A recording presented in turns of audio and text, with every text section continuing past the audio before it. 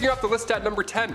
Wiper no wiping. On part 3 of the series, we of course brought up the worst job in royal history, the groom of the stool. Wiping was a royalty. We didn't have the fluffy bear family telling us to hashtag enjoy the go, where they used an incredible amount, just a wasteful amount of toilet paper. Those bears, so wasteful. We had to improvise back then and use leaves. And by we, I mean medieval peasants, not us.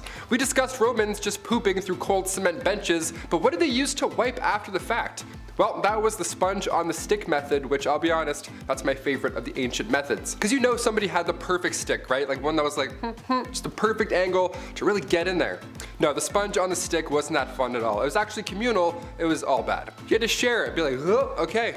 Here you go, sir. Early Americans used brick-lined pits, and that was their washrooms. This was around the time of the Declaration of Independence, and besides human waste, people would dump anything in these toilets. They found a window in one of these pits. A window.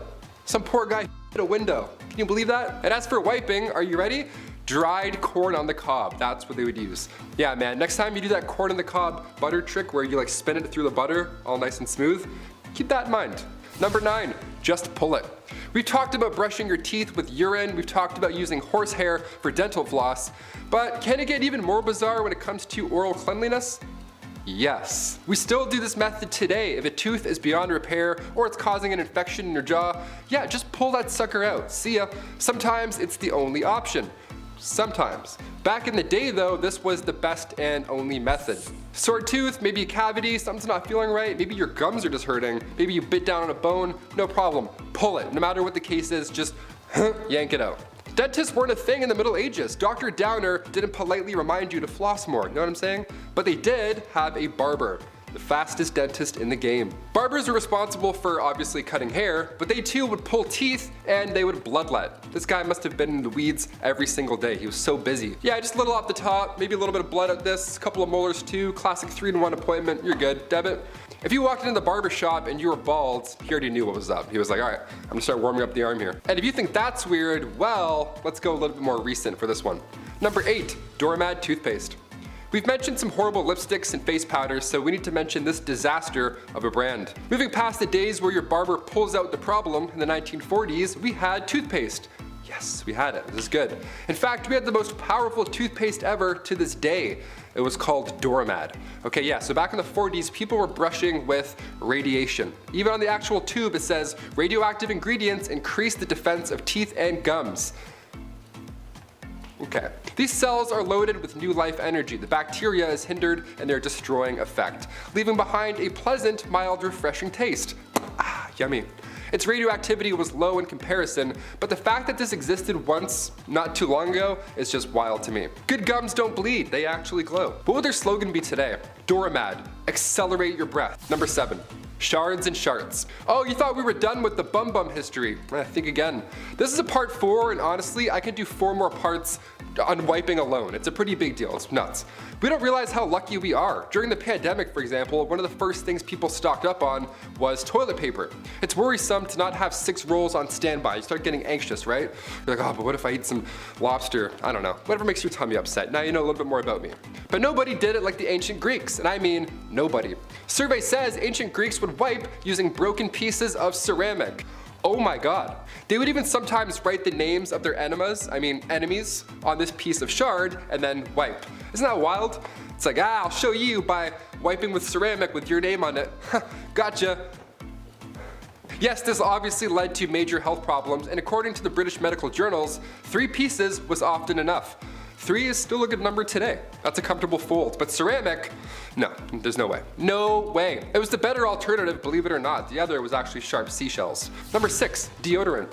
Before the Old Spice guy was even born, what did people do to smell good? What? Deodorant was first introduced to the public back in the late 1800s. It was called Mum. It was a cream that used zinc oxide, and it was stored in metal cold containers. Nothing like Speed Stick at all, not even close to being discreet. You can't put this stuff on the bus, since they're gonna go, what's that guy doing with that jar of goop?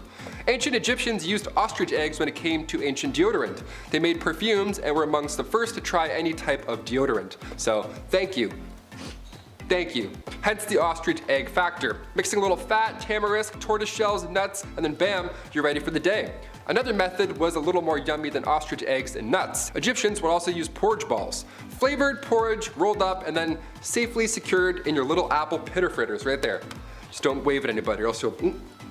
There you go. Number 5 is some hair-raising standards. As you can probably guess from looking at the statues and other works of art they left behind, the ancient Greeks weren't a big fan of bodily hair. For them, the ideal body, especially for women, was smooth like a dolphin all over. Naturally, in a time before Gillette razors and shea butter shave cream, 'twas not that simple. Since they didn't have modern waxing solutions or even razors, despite making the strigil, which if they had sharpened even a little, could have been made for the perfect razor/hedge trimmer. So the simplest way of achieving the beauty ideal was to simply pluck out individual hairs one by one. A painful, not to mention time-consuming process for your legs alone. Imagine trying to do that around back when mirrors haven't been invented yet. Fancy a swifter solution? Well, how about burning all your body hair off? Also the custom in ancient Greece. Best part of that, a lot like today, is if you don't keep up with the societal expectation of shaving, you'd receive a lot of disapproval and discomfort from others. But unlike today, as stated, it was a lot harder for them to shave, so the fact that expectation was there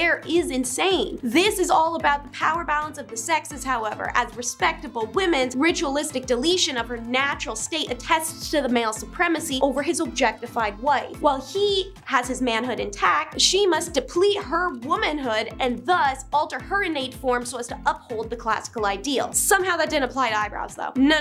Those had to be like full Frida Kahlo experience. The Greeks wanted their ladies' eyebrows to look like a push broom on their damn forehead. In case you ain't picking up what I'm putting down, unibrows were all the rage. Even if you couldn't get to grow one, you could always draw some in. Number 4 is the bush, a favorite of the 70s and of ancient times. Historically, ancient Greek men have had an absolutely fascinating relationship with their down there hair and how they cultivate it. The styles of trimming and manscaping changing per centuries in the overtures of cultural change. In the classic period, the trimming and even shaping, yes, shapes like a heart or a sparkle or a loaf of bread, I don't know, I'm just spitballing, were done on a men's down there. Naturally, this was easiest and most elaborately done by aristocrats, while the poor and common men did more basic triangles or squares or whatever you can do, I don't know. Anyways, by modifying his natural state down there, a man can remove himself from the realm of ordinary man. I mean, think about it. Natural down there growth equalizes every man post-pee, but the aristocrat elevates himself with this shaven distinction, idealizing its subject as a man more sophisticated than one who possesses unruly and uncontrollable tuft. However, during the Tyrannicides revolt, Greek artisans started repping the au naturel in challenge to this. In general, the artistic representation of pubic hair became more naturalistic, abandoning the archaic array of wildly shaven flourishes for simpler and subtler trim jobs. The Greek state began to show that it valued the average citizen with both its institution of democracy and, by extension, its more naturalized rendering of down there hair. The increasingly liberated down there hair on the mid-5th century masculine sculptures exemplifies this development. The ancient Greeks continued to fluctuate through down their hairstyles afterwards, and their paper trail, or perhaps hair trail, isn't subtle either. Sculptors throughout centuries mark these changes, as does scholarly works such as Asteriophanes' Listatria. Number 3 is teeth cleaners. Gotta get your chomper squeaky clean somehow, and back in ancient Greece, you had a few options. First off, powders would be made as toothpaste, and these would be substances like lum, ashes, clay, peppermint, propolis, fennel seeds, cardamom seeds, and a magic substance called mastic. Mastic is also a resin that's a strong antiseptic. They also added abrasives like sand and crushed bones. These powders would be applied to a thin, dampened cloth, string, or twigs, all of which would be then used to rub, buff, and shine in between and on the teeth. By the time of the Roman Empire, the elites had actual servants whose job it was to clean others' teeth, and you could visit them and pay for a wash job. Now, to address the whole urine mouthwash thing, we've all heard about it at some point. It's true, but it's not. It's not like the Greeks were gargling the early morning dark yellow. They were adding derived properties from urine to their toothpaste. So that brings us to number 2, which is the uses of urine. Similar to how you can harvest salt from water, you can collect important acidic properties from processing urine. This is still awful and gross, but only because in modern times we're a lot more squeamish to concepts like that. In fact, people back then weren't even unaware that it was kind of crazy. The poet Catullus once mocked his clean-toothed enemy Egnatius, who, to quote him, has shiny white teeth and grins forever everywhere. If he is in court when the the council excites tears, he grins. If he be at a funeral pyre where one mourns a son devoted, where bereft mother's tears stream for her only son, he grins. Whatever it may be, wherever he is, whatever may happen, he grins. And he curses him out by saying to him that the higher the polish on your teeth, the more it proclaims that you have drank your piss. The Roman Emperor Vespasian famously instated a urine tax by taxing the public bins where people dumped urine collected from toilets. The tax was so lucrative that it was continued by his successor Titus. The collected pee was then sold as an ingredient to businesses, workshops, and tanneries,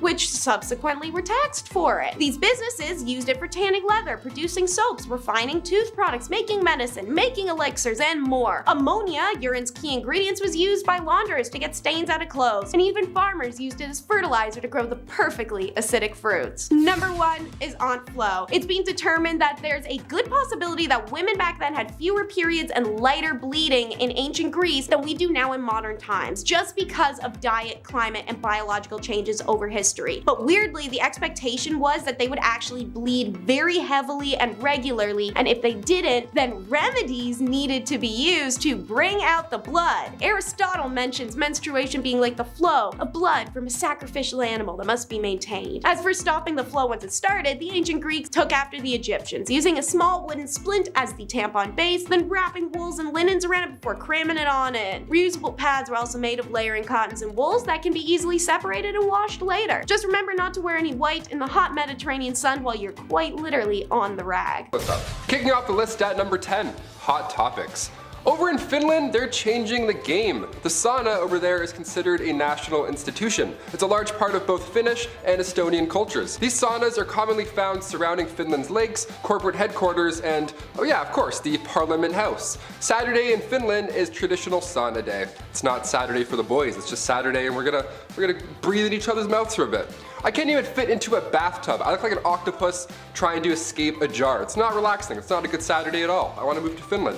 When government leaders can't agree on an issue, they take it to the sauna. How amazing does that sound? In the middle of passing a bill, dudes will just pause and then go hit the sauna. We need this over here. Finns describe the sauna as a secret weapon behind their diplomatic advances. Director of the Finnish Employers Confederation described the ritual saying that it's easier to discuss problems openly. It's like when we're doing a presentation in class, they always say to imagine everybody naked. Well, this was just that scenario played out in real life. Take away the briefcase and tie, you're just a naked dude sitting on a bench talking about inflation. Kind of an odd picture when you think of it. Number 9, the outhouse. One thing I am glad I don't have to deal with anymore is outhouses. Not that I ever did, it's just something I don't want to do. I called the chief again last night and he said it wasn't it again. Outhouses have been around for a long time. Technically just a hole in the ground where the business is done. It wasn't until later a small wood shack was built around said hole, and then it became an outhouse. Because the design of the outhouse is quite simple, there is a few design flaws that really just don't make any sense.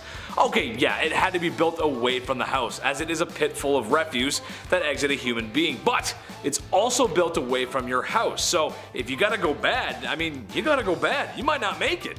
This also is not so fun if you live in a place where it's cold, and you have to dress just to take a leak. But really what is the craziest thing is that after a certain time, that hole is going to fill up with an unholy godliness I wouldn't wish on my worst enemy. And now you gotta move it somewhere else. I know they wouldn't fill up that fast, but after a few years living in the same place, there'd be a few holes everywhere, and that's just not good decoration, is it? Not to mention, if you were living in the time of the expanding West, an unseen rattlesnake or scorpion could make the potty time your last. I'll just stay indoors, thanks. Number 8, there's not a Visine for that. Does anybody else sneeze when they look at the sun, or is that just me? Do I have issues? I have a handful of allergies and one of them apparently is a star. That's neat. My eyes are literally always dry. I think I forget to blink. I'm not really sure what's going on, but today there's a Visine luckily for everything. Eye drops are common, but written in the oldest book of medicine, the Ebers Papyrus, chock full of ancient Egyptian medical recipes, it contained old optical treatment. Even in Egyptian artwork you can find ancient cataract treatments. British archaeologist Austin Henry Layard found these clay tablets from ancient Babylonia around 625 BC, and treatment for dry eyes was a little different than today. Today all you have to do is and you're good. Back then you had to get chemicals from plants and then mix them with prayers.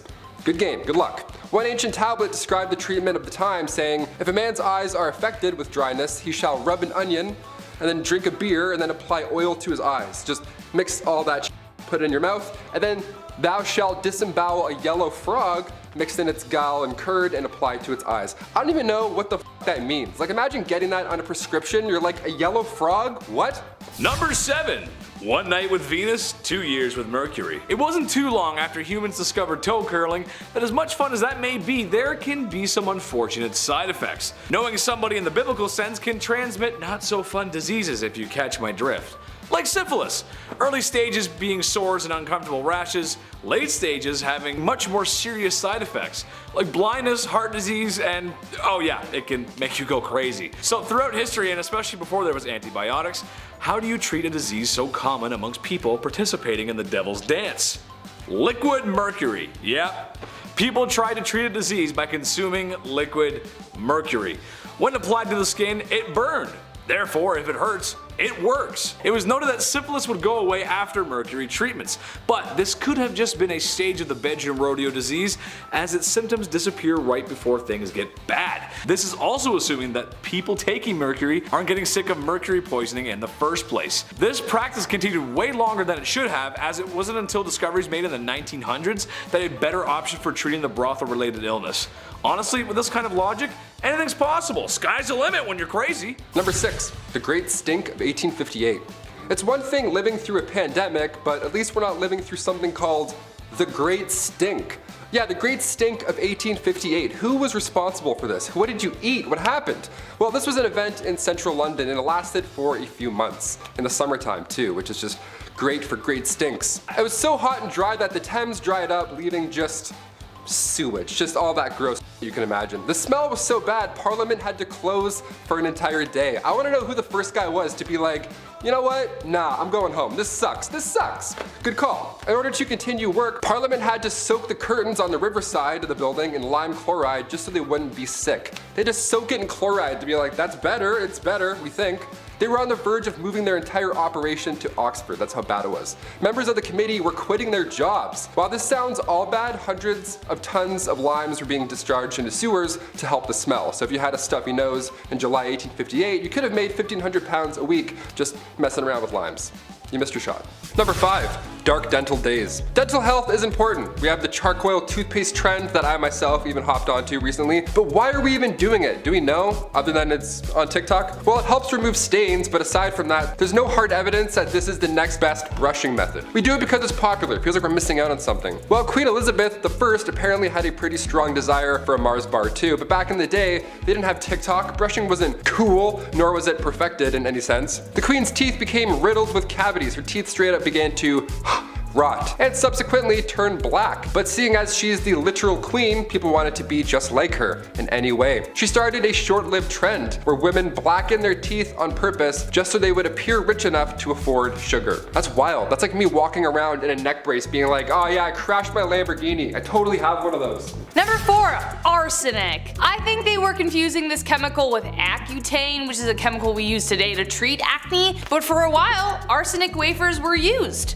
Yes. The poison, arsenic, the thing that would kill you, yeah, that one. In the 19th century, arsenic was marketed as a safe way to effectively clear your skin. It also claimed to restore a youthful complexion that we as humans always long for. Now, it did create a very pallid complexion, but not because it was restoring the gift of life, but because it was killing off the consumer's blood cells. Yay! It also cleared acne pretty well, but it also created a dependency on the product. If the user discontinued using the wafers, then the acne would return, even worse this time. Therefore, it would create a vicious cycle of slowly poisoning oneself to death because you'd have to go back on it so you'd look hot, I don't know. Number 3. The Trico system. Instead of plucking your eyebrows before prom or getting waxed head to toe like we commonly do so today, back in the 1920s, you needed the Trico system to remove any unwanted hair. This device was booming in the 20s. Hair salons just had to have this machine, and I'll call it machine. It was changing the game. By 1925, there were over 75 systems installed in beauty shops, and what you would do is you would sit at this large desk, face a tiny small window, and for a few minutes, you would just be beautiful. Just 20 simple treatments of this radiation beaming off your face, and then bam, you're beautiful. What's the trick, you ask?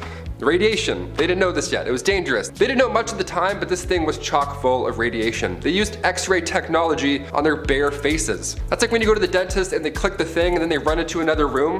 This one, they're like, just right there. No sheet, no metal, heavy thing, just face to face. Now I'm hot. So in 1929, tricho problems were on the rise. Ulcers, carcinoma, keratosis, death, just everything bad. This was not the solution you wanted, but you know what? At least you were hot. Sorry, gents, this isn't for you. Number 2, moss. Okay, I'm not the only one who has asked this question in their minds. Periods. How in the heck did we deal with them without pads, tampons, Diva cups, and Midol? I don't know. How? Well, it doesn't look good, folks. It took a lot of trial and error to get us where we are now. The first disposable pads only came onto the market in 1888. Like, what? Even earlier prototypes of menstrual cups were made out of aluminum or hard rubber. But you may be surprised to learn that moss was a common resource. Yeah, the thing you see on rocks and trees. Cloth and cotton weren't enough, so they resorted to using moss to help absorb ant flow when she came by. It could have been grabbed from anywhere. Although we know that moss isn't the most hygienic of materials, as it could be grabbed from anywhere, as I just previously stated, a rock, a tree, who knows. Physicians believed it had antiseptic properties. They even used it on the battlefield to stem the flow of blood. Menstruation at the time was considered a sign of witchcraft, even though it happened every month. Poisonous and dangerous at the time. Okay, I know desperate times call for desperate measures, but like, they reused it. They didn't throw it out after. Ugh. And finally, number 1. Roman toilets. When I go to the washroom, number 2, whatever, that's my time. I'll straight up hold it for like 3 business days until I get home. It's called a bowel movement for a reason. It's a movement, it's an event. I need isolation, quietness. These poor Romans, I mean, thank you for inventing the toilet and all, that's really great and dandy, but I feel very bad for the first group of individuals that had to use these stone benches. The early OG toilets. God, that looks so cold. Also, I guess stalls, like walls, they weren't invented until much later. Couldn't have thrown up some Bristol board, Euphelius? I don't want to be shoulder to shoulder with a guy who accidentally gulped some public spa water hours prior. And don't even worry about wiping also, because that wasn't invented until much later. You just do the old scrape, do the old stone cold scrape off the bench and then call it a day. Give this video a Roman thumbs down if you're glad for toilets. That means thumbs up. Kicking off the list at number 10, medieval manicures. You can clip your toenails anywhere you want these days. An alarming amount of people do it on airplanes, apparently. Yuck. But how did we clip those little piggies back in the day? Before modern fingernail clippers were patented in 1875, we have to look to the ancient Romans and how they got rid of those hangnails. Biting them off, of course, that was the best way. That bad habit I'm sure half of you have, as well as me. That was the best way. Boink. Eating the nails, bad stuff. In 35 BC, biting nails was written as a way of dealing with nervousness. Even back then, anxiety it was a thing, of course.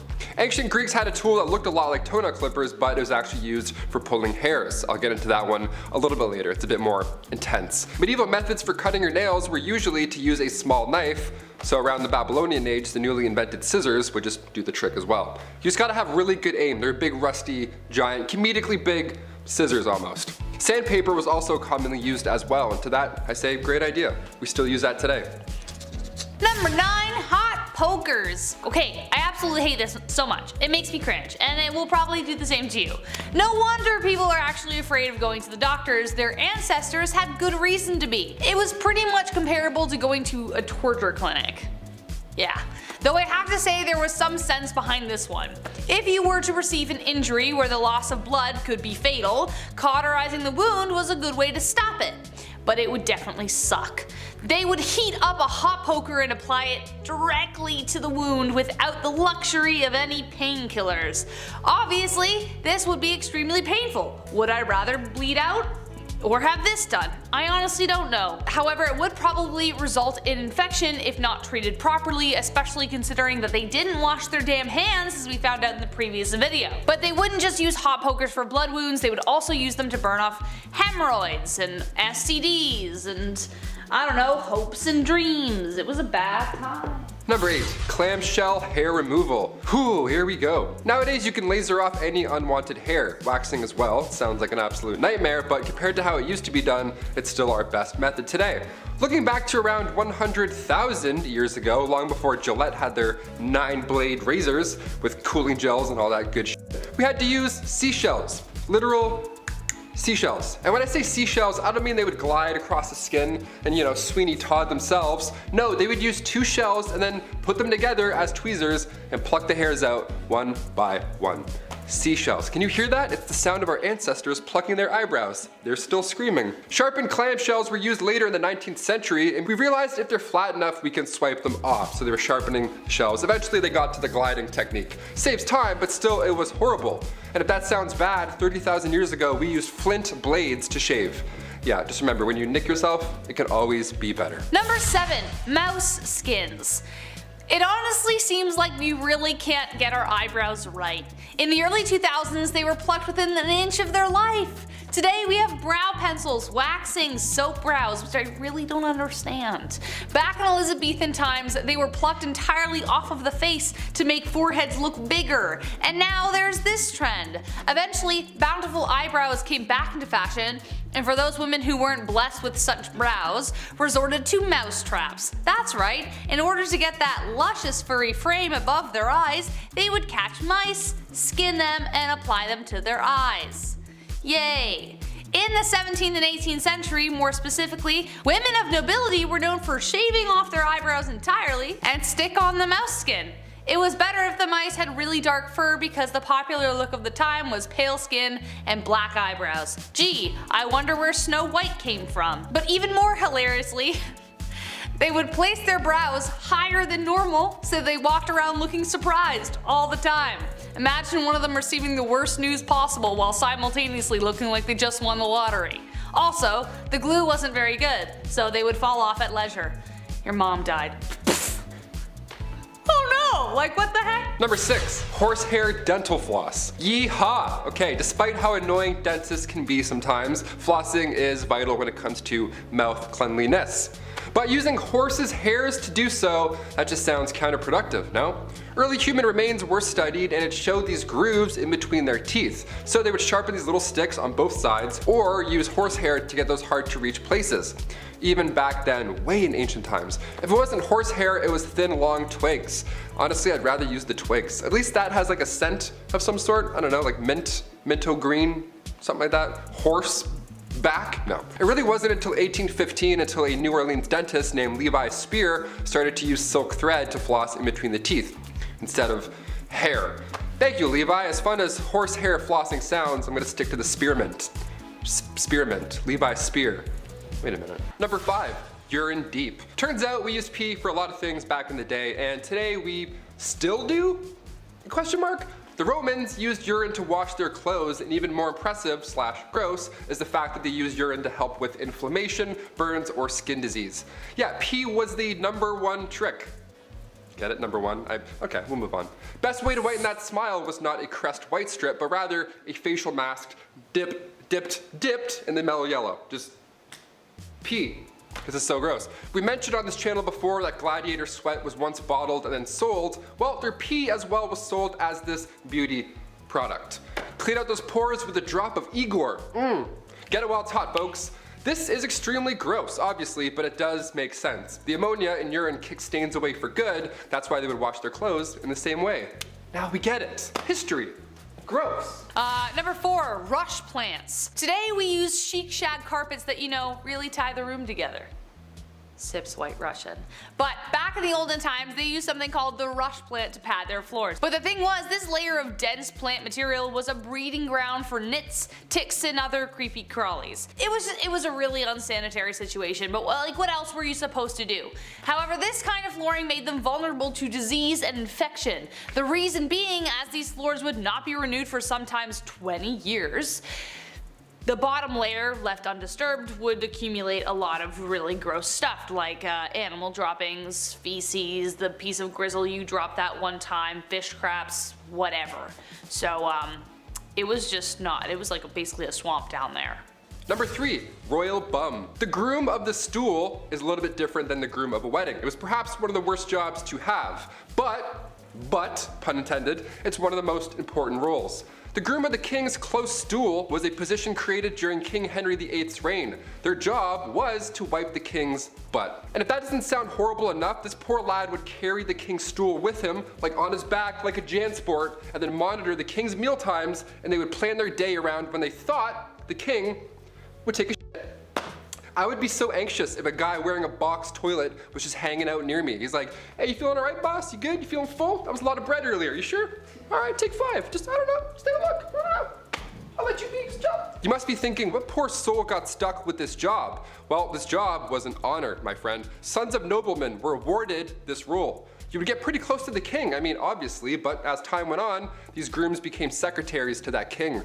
Pretty good upgrade. Eventually, getting a higher pay and benefits. Yeah, I would hope so. Even the king's walking, talking toilet gets dental back in the day. How neat is that? Number 2, eagle dung. I'm honestly not even sure what to say about this. You know? You have to have some kind of magnificent conviction to be like, I have no reason to believe this is true, but I'm 110% sure that bird dung will fix it.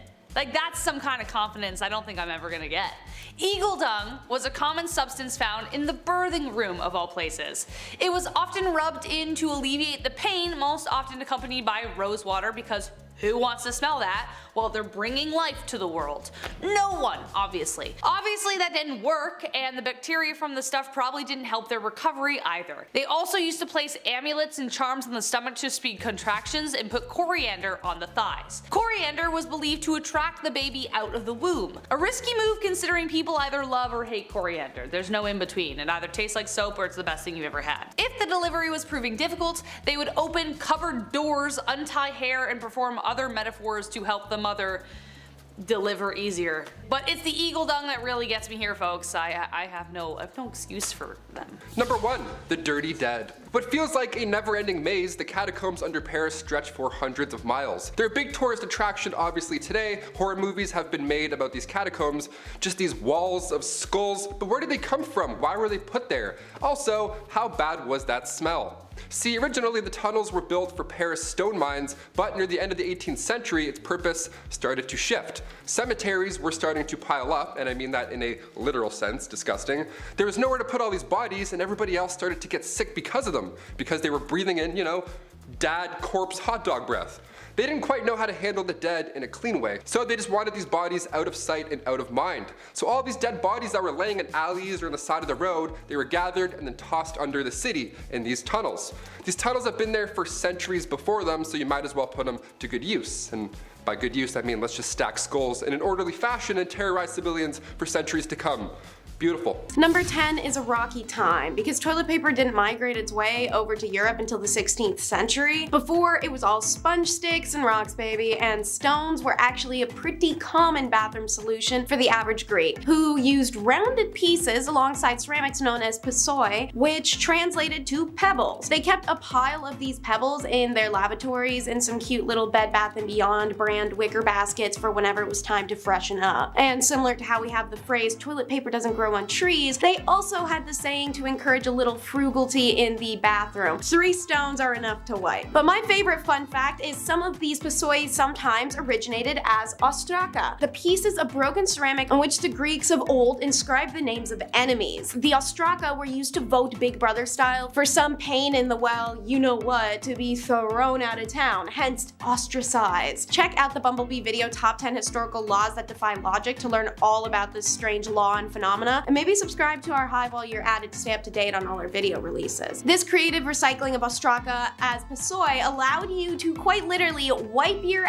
on the name and representation of someone you hate. However, the downside is that ancient Greek society had immensely high case of hemorrhoids, so you win and you lose. Number 9 is red lip, pale face, and I'd say she was breathing in snowflakes too, but there wasn't any of that in ancient Greece. At least I don't think so. While nowadays there's a massive culture of skin tanning and darkening, but in olden times it was the opposite. It was pale, pale, pale. People wanted to look like chalk, loaves of Wonder Bread. The closer your complexion was to that of HP printer paper, the better. Even if it meant the Greeks would powder their entire bodies with lead to achieve it. Now that was around 200 BC, but thankfully by 1000 BC, they'd wisened up and realized rubbing poison over their entire body maybe wasn't the vibe. So instead, they mixed it with chalk, because you know, diluted poison isn't as bad as the full thing, and then they smeared that everywhere. At least it was less deadly. After achieving the visage of freshly prepared mayonnaise, Grecian gals would then mix up some red iron deposit powder with fat or wax and rub that on her lips. And now, ice that cake with mascara. Don't worry, it's only a mixture of egg whites, resin, and ammonia. You've now achieved the supernatural glam that doesn't make you look like the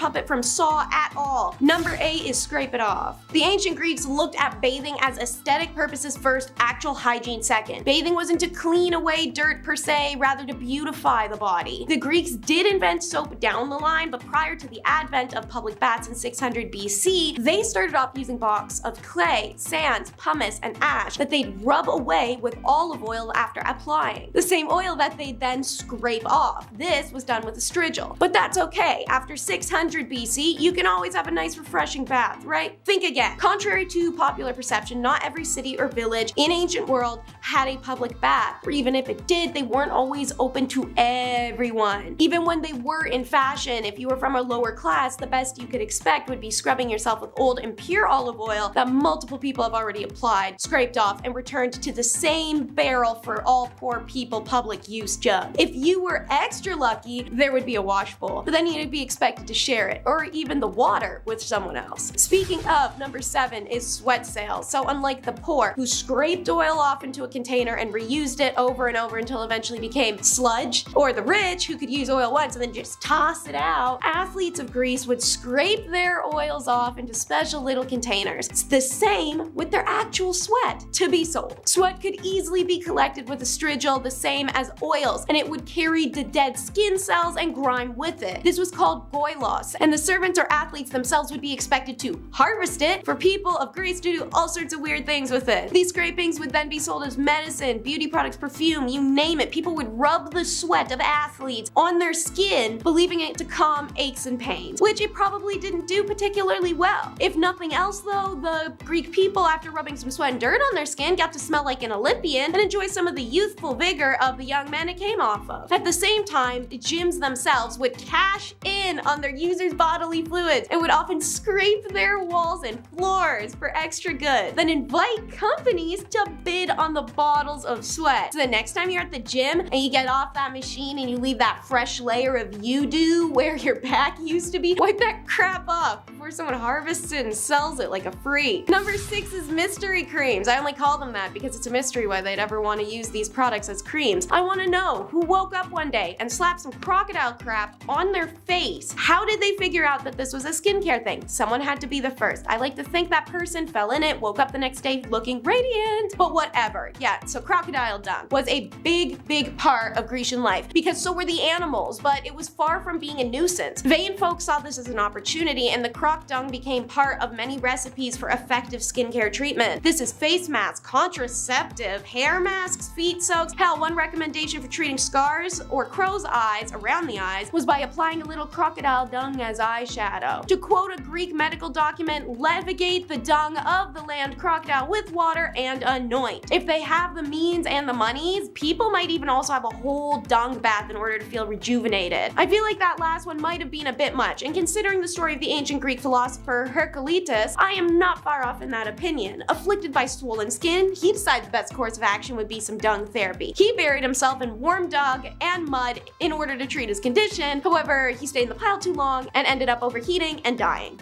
Number 5.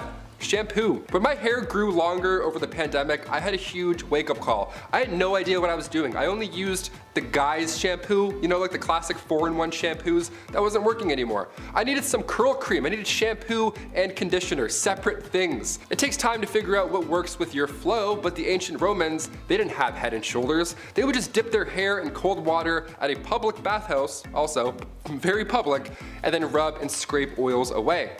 Lime wire was also used to wash your hair back then, but that was horrible. It's just as useful as lime wire. Sometimes Europeans wouldn't even use water at all. They would just rub their head with bran before bed and then brush it out with a comb in the morning. Yeah, bran. I used dog shampoo once by accident. Honestly guys, I'm not gonna lie.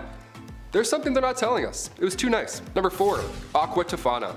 Not to be confused with Aquafina, which is also pretty horrible. Aquafina was hot in the 17th century. This was a straight up poison that was marketed as a cosmetic. This was during the late 1600s and it was first used by 2 women, Francesca Lasarda and Teofania Diamato. They used this cosmetic, this makeup, so that when their husbands kissed them on the cheek, they would then be poisoned. It's named after its creator, a lady named Teofania, who was caught and executed for her crimes, but her recipe carried on through who we believe was her daughter, Julia Tofana. She took this deadly recipe all the way to Rome and then kept manufacturing it. Inside this cursed cosmetic was arsenic, lead, and perhaps belladonna. It was colorless, tasteless, and one of the deadliest. This cosmetic took over 600 lives. Brutal. Number 3, baldness. So what if you're going bald but you don't have a massive 16th century stupid wig? Then what do? Well, back in those days, if your hair started to thin out or you were losing patches, you would need a mix of chicken droppings. Yeah, chicken mixed with potassium. Okay, this ancient advice comes from a man named Peter Levens. He wrote this method down in 1654 as an alternative to lice-infected wigs. Both sound absolutely horrible. Honestly, I think I'd rather the lice-infected wig. At least then you can just take it off. Number 2, sailor's delight. Life on the sea was all but a sea breeze, and even today, you know how hard it is to take a shit on a boat? Whale watching's fun and games until your stomach decides it's had enough of the sea and wants to go home. While it's a rockin' and rollin' way of using the loo, how did sailors do it back in the day, before anything helpful? Was it easier being far away from the general public? Was it helpful that water was all around the place? Honestly, not really. That's when a tow rag comes into play. Yeah, anytime the word rag is used, you're not in for a good time. Near the head of the ship where the toilet was, this little indent or whatever the toilet, it wasn't a toilet, it was a hole. There was a single rope with a rag, and when it wasn't being used, or shared rather, the rag would be tossed over the side of the ship so it would just dangle in the water and wash away all day, which is fine, I think. I'm not really sure. The sharing is caring thing, I'm not on board for, pun intended. Do you fold, do you scrunch, or do you use barnacle rope? How do you do it, guys? Comment down below. Number 1, Q-tips. I love Q-tips a lot. I do 2 at the same time, and then I flip them, and then I do it again. Yeah, I get them twice. The first one for cleanliness, and the second one because it's for me, because I feel like it. Sue me. My eyes roll right back. It's the best. If COVID tests were done through your ear, I'd be getting tested twice a day just for fun. Q-tips, most of us know by now, weren't exactly made for cleaning your ears. As much as we only use them for that, Q-tips were invented in 1923 by a man named Leo Gergenzang after his wife stuck cotton balls to the end of a toothpick. Sounds a lot like she invented Q-tips, but sure, we'll roll with it. From 1923 to 1926, they were named Baby Gays, and then Q-tip Baby Gays, and then finally just Q-tips. Baby Ray's is like, too close. Sweet Baby Ray's is like way too close. Our sauce is not even close to that product. Back in those days, Q-tips were actually dipped in boric acid first before being shipped out. They were intended to sterilize wounds. After this, there was even Q soaps, Q oils, Q creams, Q cards, whatever, you name it. Anything that made you a QT.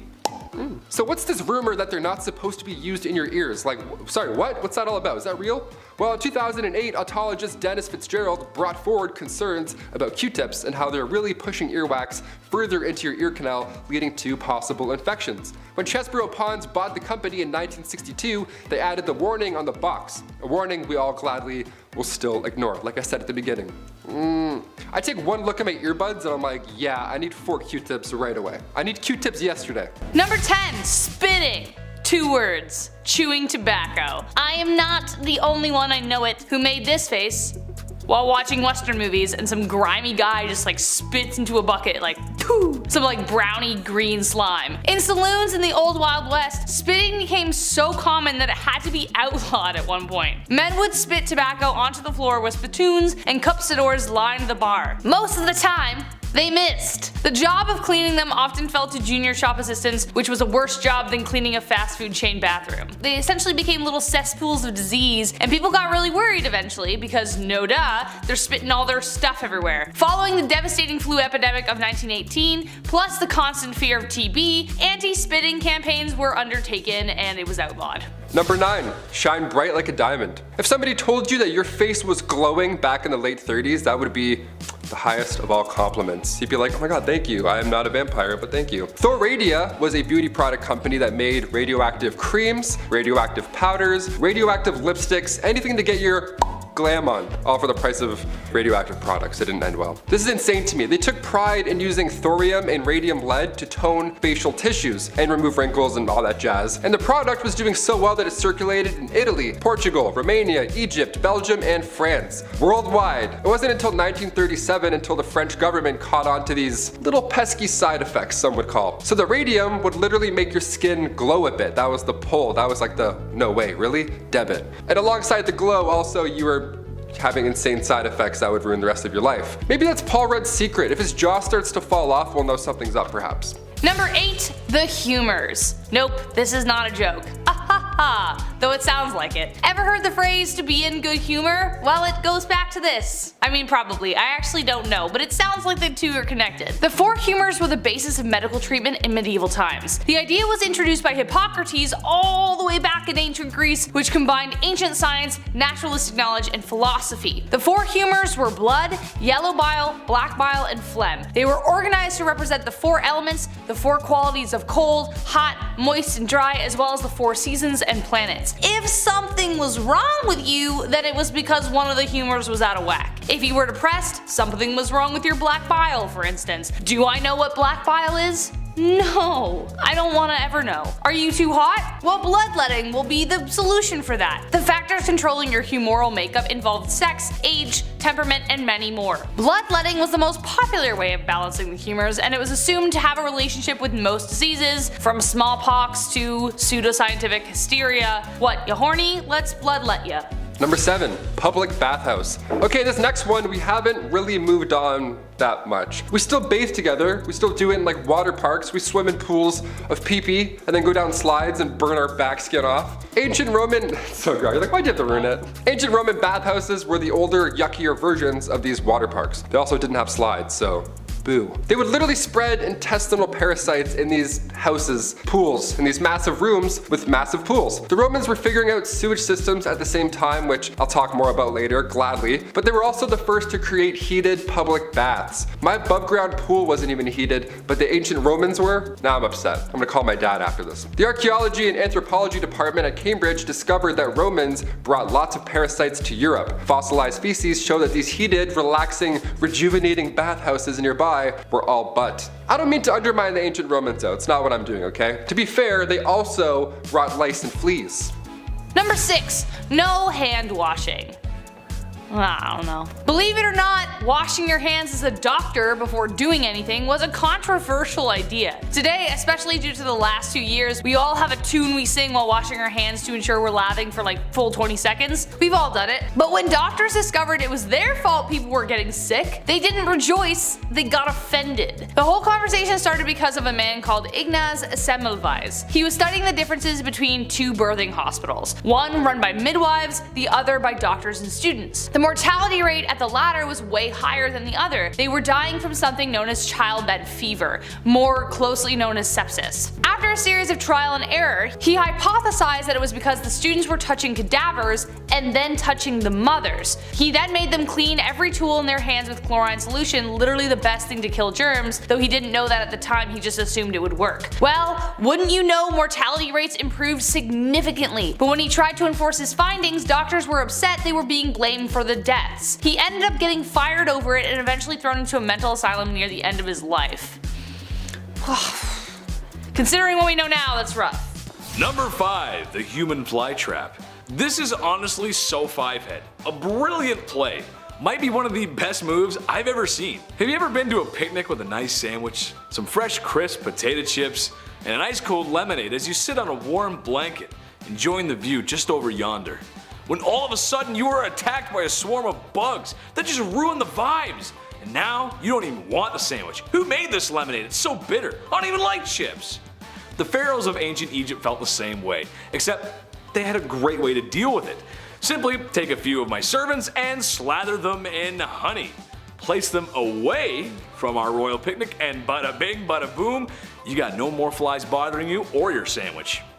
This honestly sounds completely cruel, and at a time when hygiene in general wasn't great, how did they get all that honey off? Sure, a dip in the Nile will get rid of most of it, but you'd probably just glaze yourself for a crocodile's lunch. Honey would get stuck in places where the sun don't shine. And just like shame, you can never really wash it off. Number 4, ancient sunscreen. As soon as summer comes around, game over, honey. I burn so easily. I have freckles for 2 days, then the rest is just red and just bad, all bad. That's why I'm a fan of winter. I don't have to keep applying sunscreen to my face all day and feel like I'm about to faint. But how did Egyptians beat the heat in ancient times? They didn't have Banana Breeze SPF 35. What did they do? Well, ancient Egyptians valued their skin as a symbol of beauty. You think your morning skincare routine requires a lot of work? Yeah, buckle up. Their routine was written on a tomb wall and also scrolls. They used rice bran containing UV absorbing gamma oryzanol, and that was used to block the sun off. Jasmine as well helped repair sun damage. Just some chick named Jasmine, she was like, don't look at it, just stop. Ancient Greeks used olive oil as sunscreen, which as far as UV protection goes, did absolutely next to nothing. You'd be burnt and dehydrated, but you know what? Tan line, so. Number 3, Red Dead Bandage. America 1864. There's a polite disagreement between North and South whether the South should be still using YouTube's least favorite S word as a business practice. The verdict? It wasn't very nice. That aside, the Southern states fought hard for a very stupid reason. Idiots. Such a hard fight in the fact that it was taking a serious toll on everyone.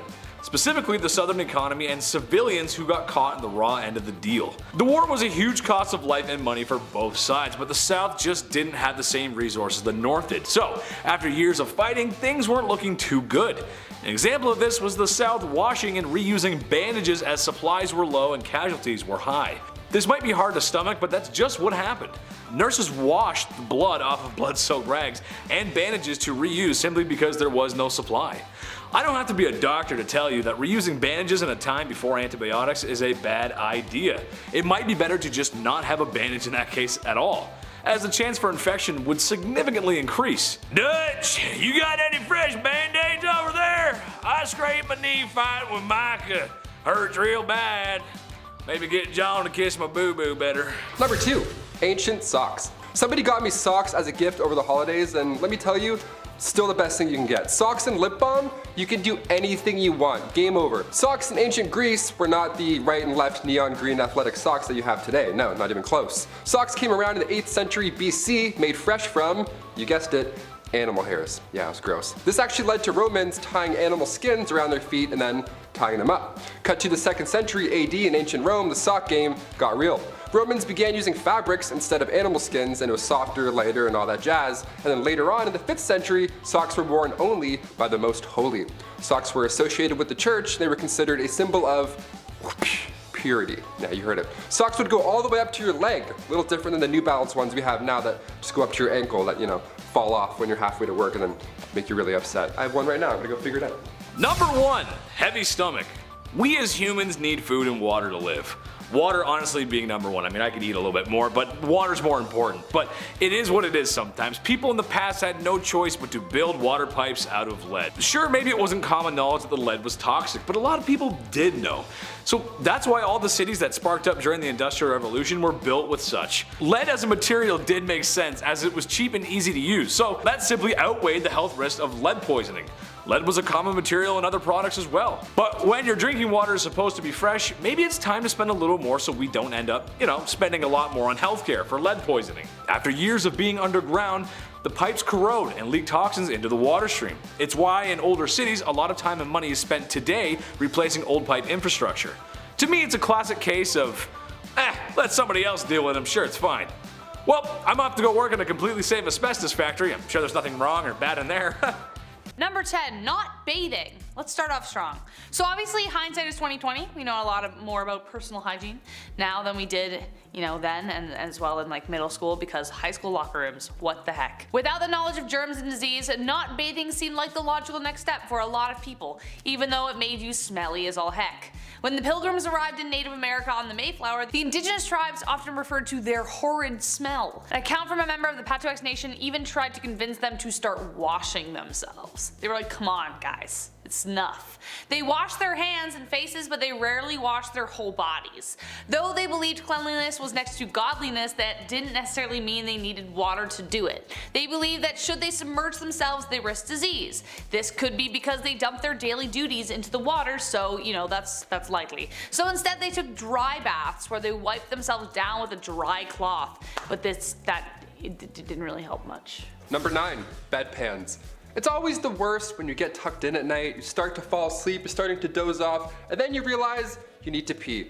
It's the worst. You gotta get up, walk down that long, scary hallway, blind yourself for 2 minutes, and then get cozy all over again. Well, in the Middle Ages, you would just toss your full bedpan out the window. Easy peasy. Heads up. Oh, oops. It's so gross. Or sometimes, if you were feeling a little lazy, this was also common, you would use the bedpan and then just slide it back underneath your bed and go right back to sleep. If anybody ever gives you shit for having cups in your room, show them this video, show them this history. You're fine, you're not that bad. Back in those days, we weren't exactly aware of the disease that we threw out the window as well. Most of the time it was number one, so the rain could just, wash away the yuck. But these buildings were only one story. It wasn't going anywhere. If you were tossing anything out, you'd be stepping over it the next morning on the way to, the public execution or whatever. Number 8, a lead facial. Today, if you have tan skin from that hot summer glow, it implies that you have had enough leisure time to acquire such a hue. Getting a tan is the thing unless you're like me and slather on that sunscreen for health. And so you look like a newborn baby when you're 80 years old. However, it was the opposite in times of old. If you had sun-kissed skin, that meant you worked hard in the fields, a symbol that you were a peasant or of lower class. If you were rich, you tended to have much paler skin, therefore implying your status. But simply staying out of the sun wasn't enough. Elizabeth I used a combination of lead and vinegar to achieve a bright white complexion and to hide her smallpox scars. The compound was called ceruse. This tradition even goes all the way back to women in the Roman Empire. A well-known actress named Kitty Fisher was also said to have died from the material as it slowly poisoned her with daily use. The material would add blisters, so she'd put more on to cover it up. Same with Elizabeth, and yes, slowly you understand. Number 7, Victorian Laundry Day. You spill some mustard on your shirt today, that stain will be gone by time you get home. We're pretty advanced when it comes to quick stain removal today, but like the Romans, which I'll talk about later, it wasn't always smooth sailing. Take the 18th century for example. When Laundry Day came around, it was an event. It was like an ultimate chore. They had to take daylight in consideration and plan their washing days, as in more than one. The Victorian era was exhausting. They would soak their clothes overnight, then the next day would be spent soaping them up, boiling them, rinsing, soaping again, rinsing again, maybe soap one more in case there's too much pee-pee, and then rinsed another time, wrung out, mangled, laid out to dry. Hence the sunlight timing, starched and then slowly ironed. Cut to today, we have to encourage adults not to eat Tide Pods or drink bleach. We'll get there, maybe, I don't know. Number 6, wigs and makeup. When you don't bathe and are overall just smelly, you're gonna need to do something to cover up whatever the heck is building up beneath that bodice. Wigs would have never become as popular if it weren't for a very specific venereal disease called syphilis. By 1580, the STD was the worst epidemic since the Black Death. Patients clogged hospitals, and without antibiotics or protection, things got pretty nasty. Sores, blindness, rashes, dementia, and patchy hair loss. Thus, for the sake of keeping up appearances, wigs came into fashion. Also the makeup I mentioned before. Balding was a huge humiliation, so they made wigs out of horse, goat, and or human hair. They also cover the wigs in powdered scented with lavender or orange to hide any foul odors, and as we suspect, there were a lot of foul odors. They weren't stylish until 1655 when the King of France started losing his hair and had 48 wigs made. Then 5 years later, his cousin Charles II of England joined the train, and suddenly powdered wigs became like the next best thing. Wigs did help curb the lice problem though, because the human hair had to be shaved in order for the perukes to be worn, but the wigs themselves had to be deloused often. And yeah. Number 5, Crocodile done the deed. Again, I'm saying this again. Who had the gall? Who had the damn audacity to look at a steaming pile of digested animal excrement and go, that will work for insert problem here. Once again, I put the question, how the heck did we survive? And nevertheless, we are here once again to bring to you yet another animal poop cure-all, and this time it was for contraception. Yes, in ancient Egypt, women would use crocodile dung as a contraceptive. Yay! Now, crocodiles were worshipped and sacred to the ancient Egyptians, so that could be one reason why they thought it would help. They would mix it with sour milk, to make it a pasty kind of poop dough with a hope that would create an acidic barrier to sperm. Kind of like a dungy version of a diaphragm or a cap used today, but covered in spermicide. We had to start somewhere, but I honestly can't think of a better way to kill the mood. Hold on, honey. Gotta shove some poop out there. Number 4, sulfur for freckles. Ooh, this next one gets me hot. This next one hits too close to home. Sorry, frecklers. I love my freckles. Every summer they pop harder and harder. Better, faster, and stronger. I love them. But back in the day, there were some pretty insane methods to get rid of them. I know, get rid of them. How could you, right? How dare you? Having freckles in ancient Roman days meant you couldn't participate in your favorite magical rituals. Yeah, sorry, Balthazar. I'll catch you the next meeting, I guess. I'm gonna go wash up. Having freckles meant you were impure or polluted. And in ancient Greece, having a beauty mark or 1,000 on your face or cheek meant a bright future was in store for you. So depends really where I am. I'm like, huh? Medieval Europe, moles or freckles meant that you were for sure a witch. Great. That one they're onto something a little bit. I got witchy vibes. Ancient China, if you had a red or black mole, that was actually a good sign. But a brown mole, like this one, meant grave warning signs. So depending where and when you were, that freckle that you named when you were 7 could have possibly changed your entire life. In places where freckles weren't desirable, sulfur was used daily to get rid of them. We don't recommend lathering your face with sulfur. In fact, I think magical rituals are safer. Number 3, Versailles and other palaces. Did anyone else imagine when they were a kid that they were born in the wrong era and should have been like prancing around in golden embroidered gowns in palaces, or being in a masquerade decked in velvet across the room from your secret lover? Some more than most. Except there is a lot missing from that fantasy, specifically the smell. You'd think a place like Versailles with like halls of mirrors and lots of gold everywhere would be like the cleanest place to live in the 18th century, but the reality was stomach churning. Remember that red velvet dress? Well, that hadn't been washed in God knows how long, and you were stuffed in a room with people wearing the same thing, and everywhere was a toilet. That's right, nobles didn't wait to empty themselves in a chamber pot or bathroom of some kind. Versailles was their toilet. They would relieve themselves in empty fire pits, imagine if it was occupied, in the stairwell, behind doors, wherever they felt. Sounds too ridiculous to be true? Well, take this 1675 report of the Louvre Palace in Paris, and I quote, "On the grand staircases, behind the doors, and almost everywhere one sees, there are masses of excrement. One smells 1,000 unbearable stenches caused by calls of nature, which everyone goes to do there every day." Unquote. Things got so bad in other palaces, Henry VIII even had to decree that cooks in the royal kitchen were forbidden to work naked. Why were they working naked? I don't know.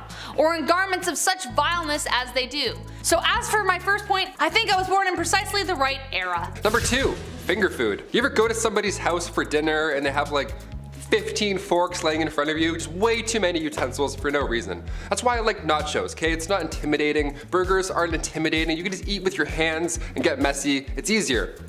It's way more fun as well just to dive in and make an absolute mess. Like medieval times, for example, they had cutlery, but you had to be somebody fancy to have it. Most of the population, being poor and all, had to eat with their hands. Chopsticks were first used during the Shang dynasty. The oldest chopsticks ever found went as far back as 3000 BC. But come 400 AD, China's population spiked, resulting in a lack of resources for food.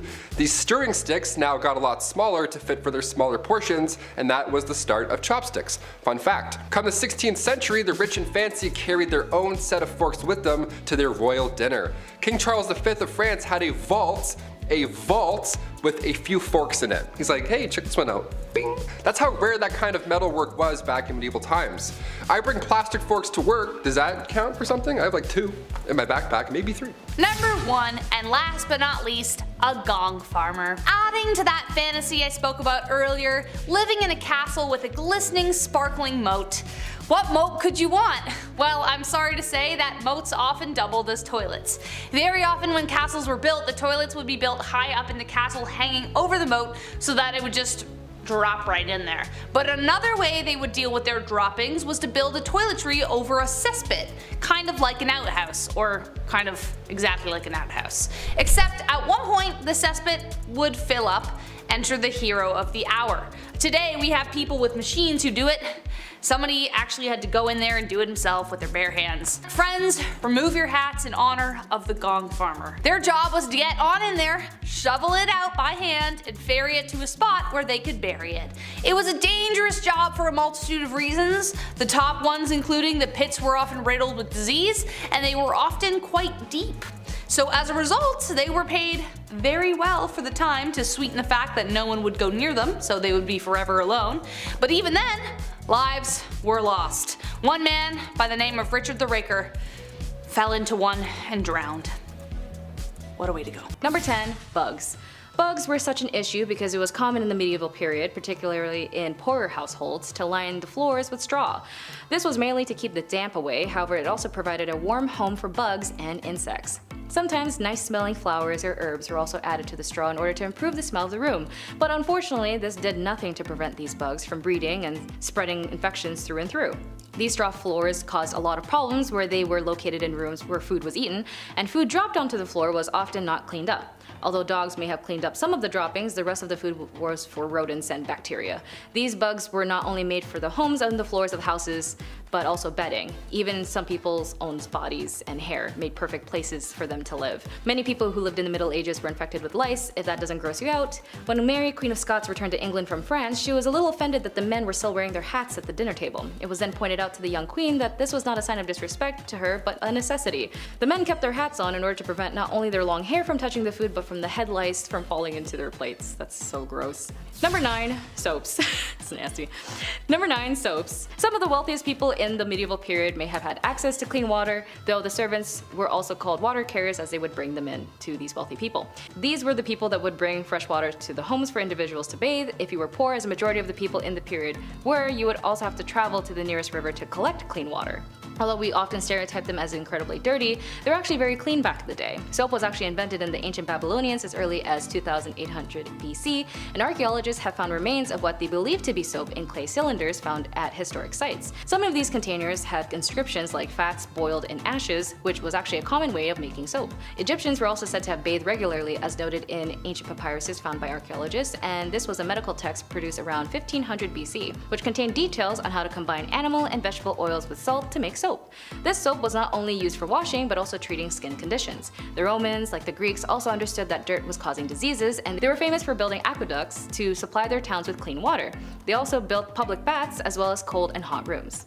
Number 8, dental. Although in ancient China they would use horsehair or even pig hair to make bristles into toothbrushes, it wasn't until the end of the 17th century toothbrushes were actually introduced to England. Prior to this, there was an evidence that people used toothpicks, however most people remained negligent when it came to keeping on top of their oral hygiene. When cavities are formed, they develop decay in one's tooth that appears as holes, and in these times they call it toothworms, thinking that there might be tiny little worms digging holes into one's teeth. What this indicates to historians is that people in history were concerned with oral hygiene. This is discerned from the simple fact that it was included in texts on general health. Although little was done in terms of preventative measures, some civilizations accidentally and unknowingly improved their dental hygiene. Skeletons of Roman people who resided in Rome showed that they had healthier diets than the rest of the people living in the Roman Empire, which means their teeth were preserved better. Number 7, ancient cosmetics. The ancient Egyptians in particular were known for their good hygiene. They were, as we have seen, bathed frequently and even wore makeup. The ancient Greeks had a similar reputation and emphasized the benefits of a healthy diet. Egyptian cosmetics and toiletry sets actually included a tube for the eye cosmetic kohl, a razor, tweezers, a whetstone, and a mirror. As far as back as the ancient Roman period, women were said to use razors. There, they would also have been found tweezers, stones, as well as creams which were used to remove hair. In Tudor England, it was said that people cared about their appearances, and so people took into carrying little glass or steel mirrors with them, and also carried tweezers as well as combs, ear scoops, and bone manicure sets. There's evidence that people have been shaving since the early days of man, and it is believed that they had used sharpened rocks to scrape away facial hair, and some may have actually removed facial hair by plucking it. Number 6, toilets. An obvious place to begin when discussing the hygiene practices of our ancestors is with the toilet habits. It was not uncommon for medieval houses to be equipped with closet-like rooms or nooks where people could go and relieve themselves in chamber pots. Some of the richest in the medieval period had earlier forms of pipework, which would be transport dirty water and human waste out. Despite these early versions of indoor toilets, people did not always feel inclined to use them. Some records even show that people would do their business at their friend's house in a very dark corner. Nice. Even with these times, sometimes you can't even wipe your butt yourself, so you'd hire someone else to do it. Like his personal butt wiper, the groom of stool was a position in the royal household in charge of cleaning, you guessed it, the king's butt. They also had to make sure that the booty was clean and dry, and so they had to wipe down his buttocks with a sponge or a wet nurse and just be a glorified butt washer.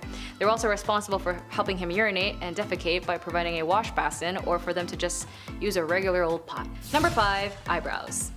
We know in ancient Egypt they were obsessed with their cats, and it's true when a beloved house pet dies, they would Shave their eyebrows to show mourning. Unsure why the eyebrows specifically, but why not? But in some parts of the time when it comes to your eyebrows, it was essential to look good as eyebrows help form facial expressions and emotions, as well as aesthetics to help form your face. But if your eyebrows did not look fashionable, they were masked by tiny pieces of skin from mice. Although this could have been a satire article used on women and their beauty practices in the 17th and 18th century, there were no tips for applications or storage of mouse skin eyebrows in beauty manuals, but if there was, I don't think they'd publicly admit it. But it would make more sense as a form of critical statement on women's beauty in the 18th century, as they would make fun of the level of aggression one would take to look beautiful. But there's still more research needed to be done. Number 4. Lead foundation.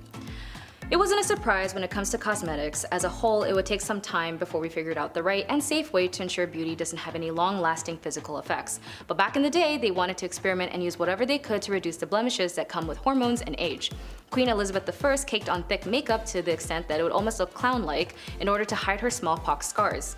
Priests would tell women not to wear makeup because vanity was a sin. However, if a woman was sick and dying, wearing rouge to mask her illness was acceptable. Ceruse was the foundation makeup of choice for both men and women and gave the most famous smooth pale look. However, it contained lead that seeped into the body through the skin, leading to poisoning. This makeup also tended to crack and had a very strong odor. Number 3. Balding. If you suffer from genetics like balding, maybe some methods of this era can help you. A 17th century publication by Peter Levins gives clear instructions to men on how to cure baldness and thinning hair by making the following mixture: a strong alkaline solution containing potassium salts and chicken droppings to be placed on the area to be treated. In addition, if men wanted to remove unwanted hair from any area of the body, they should make a paste containing eggs, strong vinegar, and cat dung. Once beaten into a paste, this should be placed on the areas where the hair should be removed. I mean, maybe this does help you out, but after going through this suggestion, I don't think you might have the ingredients, let alone use them. I do know now that they do use microblading or tattooing hair that makes it look like hair follicles, so maybe use that. Or just shave it all off. But in the medieval times, having hair was considered a symbol of power, but if you did shave your hair, this was a huge sign of humility. Monks would shave their heads, only leaving a narrow strip of hair, so it might look healthier, or so it might be a look either way, just as long as you got your beard. Beards were seen as a sign of honor, and if one man touched another man's beard, this was enough as an insult to challenge them to a duel of death. A lot of rules with hair. Speaking of hair, knowing bugs and all that were such an issue, in ancient Egypt they would shave their heads not just because of the bugs and lice, but because it was relatively hot, so it makes sense. But to the French, especially the royalty, they never actually cut their hair. There's a story originating from the 6th century in Paris, France, about two princes who were going to descend the throne. They were kidnapped, and the queen consort was given two choices: allow her grandson's hair to be cut or let him die with his luscious hair intact. She chose the sword over the scissors. Even during the medieval period, commoners only washed their hair on Saturdays, as this was believed that you should wait until the end of the work week to wash off all the sweat and dirt. Now it's more suggested that you wash your hair every day or every other hair depending on the texture of your hair. But interestingly enough, with hair in mind, as well as beauty standards, during the Middle Ages, the ideal woman had big hips, small perky boobs, and a large forehead. Since big foreheads were all the rage, women would actually pluck their foreheads in order to get a higher hairline. The goal was to make their face look perfectly oval shaped, so if you got a big old forehead, you gotta let that baby shine. Number 1, illnesses. Of course, when it comes to hygienics, we also gotta talk about what they did when one ended up sick with the many trial and errors. In some cases, like for our modern days, it's recommended that we stay home for 2 weeks. In the 14th century, during the era of the Black Death, travelers arriving in port would have to wait on their ships for 30 days isolation period. They later realized the incubation period was actually longer, so they raised to 40. The word quarantine actually comes from the term 40 days. This disease formed sores called bulbuses all over the victims' bodies, alongside with aches and fevers and exhaustion. It poisoned the bloodstream and eventually led to their death. They would also hire cat ratchers to kill rats, as they were also known to carry the ticks that would pass along the diseases. Cat ratchers would be used long-handled trays or baskets to scoop up the rodents before they could escape, and would also be armed with clubs or sticks just in case they were attacked.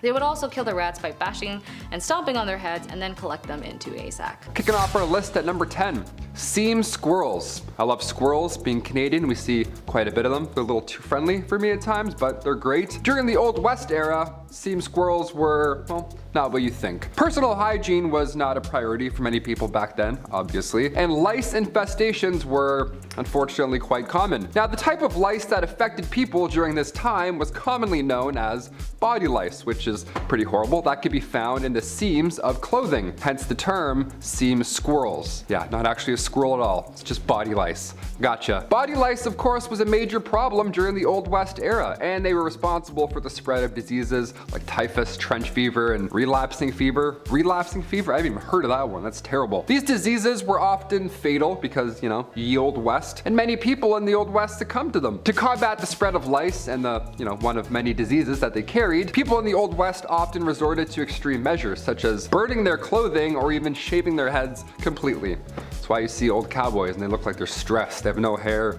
their clothes are just gone. You're like, what happened? Lice. Lice happened. Some people also used remedies like vinegar and kerosene to try and kill the lice, so yeah, it was a rough time either way. Overall, lice infestations were a significant health concern during the Old West era, and they played a significant role in the spread of disease. Yeah, it wasn't just rats in the medieval era, it was also lice, which is even grosser in my opinion. Number 9, Old West dental. I could use some Old West dental recently. I'm chewing on one side right now, you know what I mean?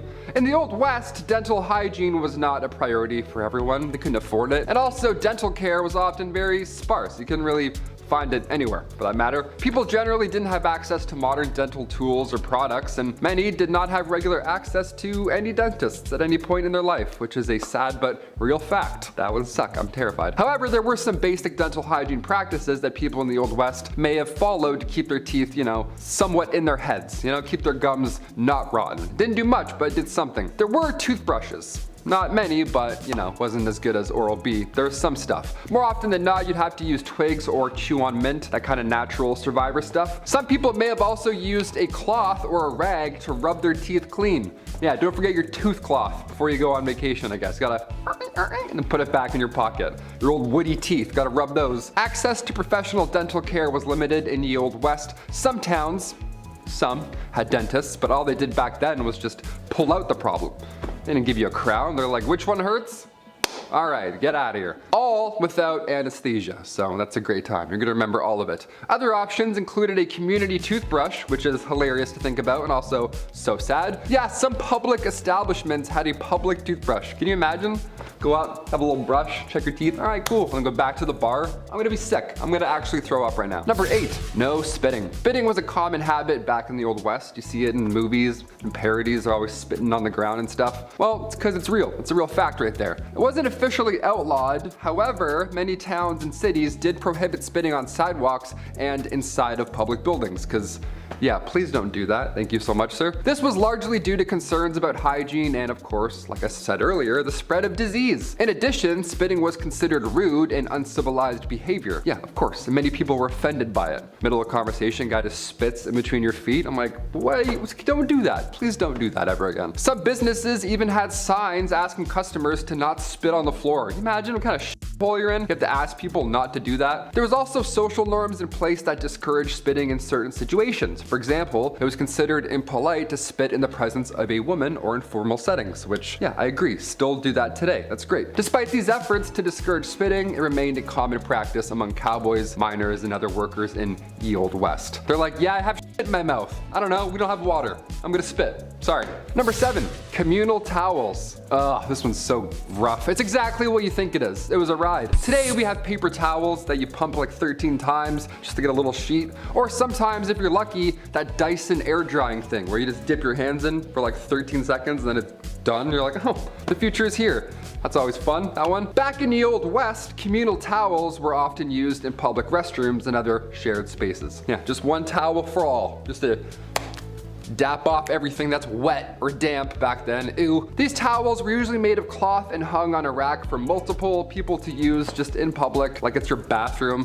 While this may seem unhygienic by our modern standards now, it was a common practice at the time. So yeah, I don't know, we can laugh a bit, I guess. People were generally less concerned about the spread of germs and diseases back then, and communal towels were convenient and they were a cost-effective option for public spaces. However, with the rise of awarenesses about hygiene and germs and all that nasty stuff, the use of these towels eventually fell out of favor in the earliest 20th century. Thank God. Imagine dapping off your lips after eating some wings with a communal towel. Some cowboy just, you know, and then he, and then you come in and wipe your, that's so gross. Number 6. Hair care? Yeah, I added a question mark there because, I don't know, not much TLC going on top back then. Throughout history, people have used a variety of natural ingredients for hair care. Nowadays, guys have it too easy. It's like Axe 5-in-1 It's like hair, armpits, legs, feet, all like, no way you can do all of that. Popular methods in the Old West were whiskey and castor oil. Yep, all on your big exposed head, right in the sun, there you go. Pantene Pro V wasn't a thing then, so folks were rubbing their heads clean with castor oil. That's a nightmare. Whiskey was believed to help cleanse the scalp and often promote hair growth, while the castor oil, that option, that was thought to moisturize and condition the hair. So that'd be a fun 2-in-1 back then. That's great, put that in the stocking. These ingredients were readily available and most importantly, they were affordable, making them popular, but also realistically, it was their only option. Guys doing whiskey, he's like, yeah, let's clean it up, clean up top. It's so hot. It's like, ugh, really burns. Number 5, medical shows. Today, medical shows, they're fascinating. Dr. Pimple Popper, I'll watch that all day while I eat. I don't even care, I'm disgusting like that. Dude's getting mashed potatoes squeezed out of their back, so I'm like, let's go, I love it. I'm slapping that thumbs up, it's my shit. Back in the Wild West, the 1860s, the 1890s, you know, they had what's called medicinal showmen. These are, what an absolute joke, what a con. These guys would go town to town selling elixirs and tonics, everything one needs to live a happy and comfortable Western life, but they were full of lies. None of this shit is true. These professional medicinal showmen would have pawns run ahead and plant themselves in the audience before these random demonstrations of amazing medical elixirs, right? These shows, bunch of bullshit. They would call up random audience members, that guy that ran ahead, and then use one of these elixirs and magically treat their ailment on the spot in front of the public, right? Almost as if it was a magic show. One of the most successful of these elixirs was the elixir made from John Healy and Charles Bigelow. It was a mixture of herbs, roots, and animal fat, said to treat any and all illness, but in reality, it was just an extremely strong laxative. So yeah, if you're gonna take it, make sure you're close to home. Yuck. Number 4, bad bartenders. When we think of old saloons, old West saloons with the swinging doors and stuff, a few catchphrases and a cowboy with some whiskey, all that good stuff, the bartender back then would pour a drink, the cowboy would take the bottle instead. So illegal. Sir, that's that, please put that back. Back in the wild Western days, grabbing a drink at the bar wasn't like that at all. It wasn't like anything you see in the movies. It sucked. Bartenders, they had no regulations to follow behind that dirty bar. But not only was it very high proof, but some bevies like tarantula juice was just, it would just poison you. It was literal poison. If its name didn't tip you off, it was literally made with poisonous ingredients, because that's how cowboys did it back then. But they're hairs. I don't know. Tarantula juice was made from strychnine. If you drink it, you're gonna feel like there's tarantulas crawling all over your skin. That was their pitch back then. They're like, happy hour, come get tarantula juice. I'm like, awesome, thank you so much. How do I not tip? Which button do I press to not give you money, you freak? Number 3, grow it out. In the Old West era of the United States, men often grew their hair long as a practical choice rather than a cool fashion statement. You know what I mean? All those bandits with their long hair, they had to. Living in the rugged and often isolated terrain of the West, men had to perform many physically demanding tasks like hunting, ranching, mining, pouring whiskey drinks and tarantula juice. Long hair would help protect their scalp and neck from the sun and wind and all that good stuff. But it's important to note that haircuts were not always easily accessible back then. And many men back then could not afford them or did not have access to a barber. It's like, I can't cut it. It's like, where? We don't have anything. We don't have dental. What do we do? As a result, growing their hair long became a practical and functional choice for many men back in the Old West rather than, you know, style. They were going for looks back then. They weren't doing man buns, doing the cowboy thing. They're like, no, I have bugs. I don't want you to see my bugs. I'm gonna grow it, thanks. Number 2, outhouses. This one here stinks. In the Wild West, outhouses were sadly common as indoor plumbing was not yet available. Didn't think of that yet. So these structures were often simple and consisted of a small building, if you want to call it that, with a hole in the ground for your waste disposal, if you want to call it that. Now, due to the unsanitary conditions and lack of proper waste management and knowledge knowledge about germs and stuff, outhouses could attract a variety of insects and other pests, and it was just bad to go in there. Flies, mosquitoes, other bugs, they were commonly found in and around these structures, and they could potentially transmit diseases to humans. So if you're in there, you really get your business done and then get out. You don't want to waste time. You're not checking any tweets while you're in there, that's for sure. Despite the unsanitary conditions of an outhouse, they were a necessary part of daily life in the Wild West, and people learned to tolerate the bugs and just deal with it because they're like, you know what, this is better than going on outside. Whatever's going on out there, we're good. Close that up. One time I went to a cottage when I was younger, and my mom didn't tell me that they had only an outhouse, no running water the entire week. I was like, awesome, let's turn around, I guess. I'm not doing that. I held it for like 7 days straight. It was a nightmare. And finally, number 1, broken bones. I'm lucky enough to have never broken a bone. I mean, knock on all the woods. But what if you did back in the old Western days, right? Then what would happen? But is a cowboy gonna heal you up? No. What if you were trying to learn a kickflip and you broke your leg? Then what? What are you gonna do? If the dental plan was any indication, it's not pretty, not a lot of options. In the Old West, broken bones were a common occurrence, particularly among those who worked in physically demanding jobs, like ranchers, miners, cowboys, around livestock. Those things kicking you randomly, something's gonna break. Treatment options were limited and often relied on first aid techniques, splinting the affected area with whatever materials were available, such as wood, cloth, or even animal hides. It sounds crazy, but back then that was really the only method for immobilizing broken bones. Pain relief, that was only provided with natural remedies, such as opium or willow bark tea, so you're gonna feel that entire healing process. It's gonna suck. More serious fractures, like ones that, go through the skin, those require the attention of a doctor or a surgeon. However, those medical professionals back then were not always available in the remote areas of the Wild West. No helicopter's gonna come in and grab you and then take you out. No, you're basically fucked more often than not. Number 10, the switchblade comb. A leather jackets, smacking jukeboxes, and a switchblade knife. Nobody was cooler than the Fonz on Happy Days. Well, maybe your uncle. Everybody has a cool uncle. But something I just think is silly, or something a lot of men probably use today, or at least the super cool guys who have no idea what or who the Fonz is, the switchblade comb. Basically, it's the same thing as a switchblade, but instead of a small blade, you got something to comb your hair with. Because when you're a man, you have to look fresh and tough at the same time. Trust me, ladies, it's how we operate. Gotta look tough, gotta look mean. And kick the jukebox, ayy. Number 9, the ball jacuzzi. I don't know about you guys, but there is nothing better than a nice hot tub. I'd like to say I spend a lot of time in hot tubs with cute girls. However, due to my financial situation, most of the hot tubbing that I've done has been at public pools where I shared a hot tub with older Italian and Greek men who I swear were still wearing sweaters. But that was just their hair. Speaking of hair and saggy skin, meet the Teskuzzi, a tiny hot tub for the piscadille and 2 matzo balls. Hey, I understand, your undercarriage has to stay clean, and honestly, I would love one. Chris and I were talking about we want one. We might even share one, who knows? Number 8, the all-in-one. Alright man, this one goes out to us, the manly men, the dads, the sons, the brothers. The men who work all day and night and still have time for their family. I appreciate you and I see you, brother. Want to know why we have so much time, ladies? Well, that's because we've cut back on time in the shower with a very 5-head invention. We call it body wash, or face wash, or shampoo, because we use it for everything. 3-in-1, yes, that's right. If we buy a body wash product, that means it will be used all over our bodies. No time for L'Oreal Pantene or that purple shampoo with the kangaroo. We speedrun shower so we can get back into doing the things that you ladies love. Like not putting the toilet seat down. Number 7, King of the Porcelain Throne. Kings, I hear you. Life can be busy and the shower speedrun is not the only product that we've invented. Here's another shout out to all my kings who take extra time while sitting upon the porcelain throne.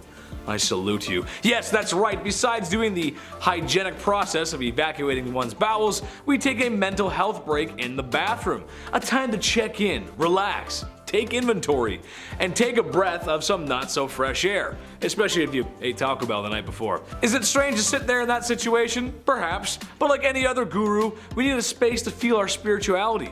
Would Yoda be Yoda if he didn't meditate? Sit on the toilet, I will. Number 6, the beard apron. This is just so smart and I'm seriously considering buying one because this is the bane of my existence. Sometimes the lumberjack look is too much for me and the closer I get to looking like Chris Farley, the better. I think I have a great motivational speaker impression. Maybe I'll show you guys one day. We'll see. I don't know. However, when shaving my beard, I have nowhere to go and it's too cold in the winter to do it outside, so that's why this is so smart. Basically, it's an apron that you post up like a hammock. So when you're shaving down those chiseled cheekbones of yours, all the little hairs fall into the apron. That way your GF can't yell at you because there's no mess to be made. Necessity truly is the mother of all invention. Number 5, bacon products. Who doesn't love bacon, right? Bacon is delicious.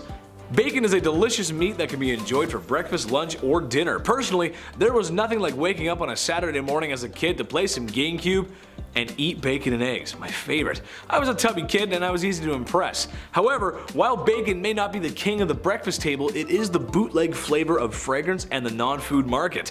It seems every time there's a store, gift shop, or novelties being sold, a bacon flavored, scented, or themed product is there for men.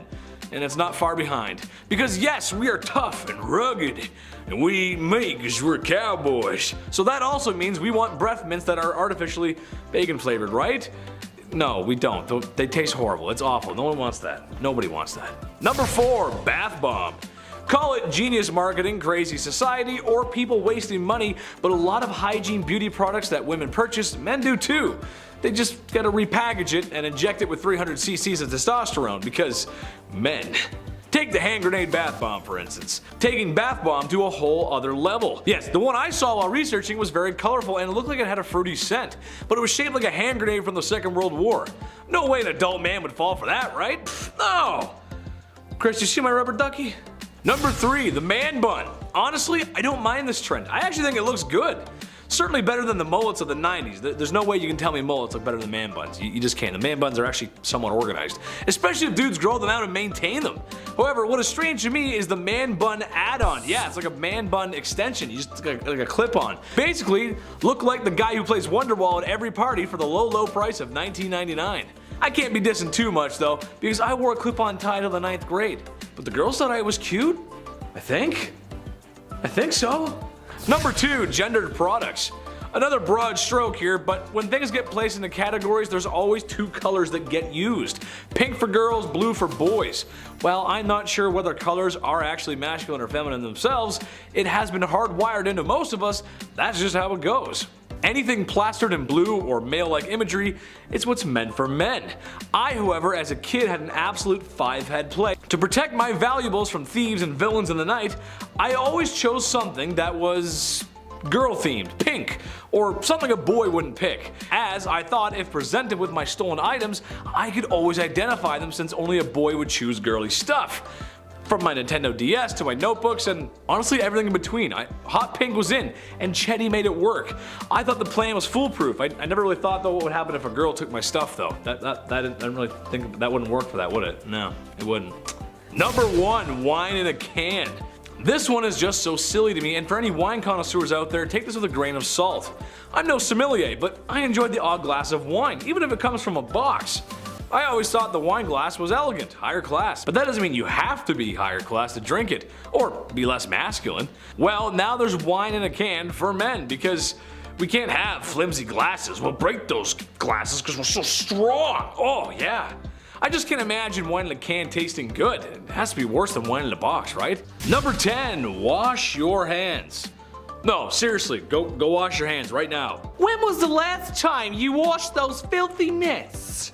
Go wash your hands. Washing your hands is super important, especially these days. But something that's very unusual about the Aztecs compared to a lot of other civilizations in history is that, well, they did wash their hands.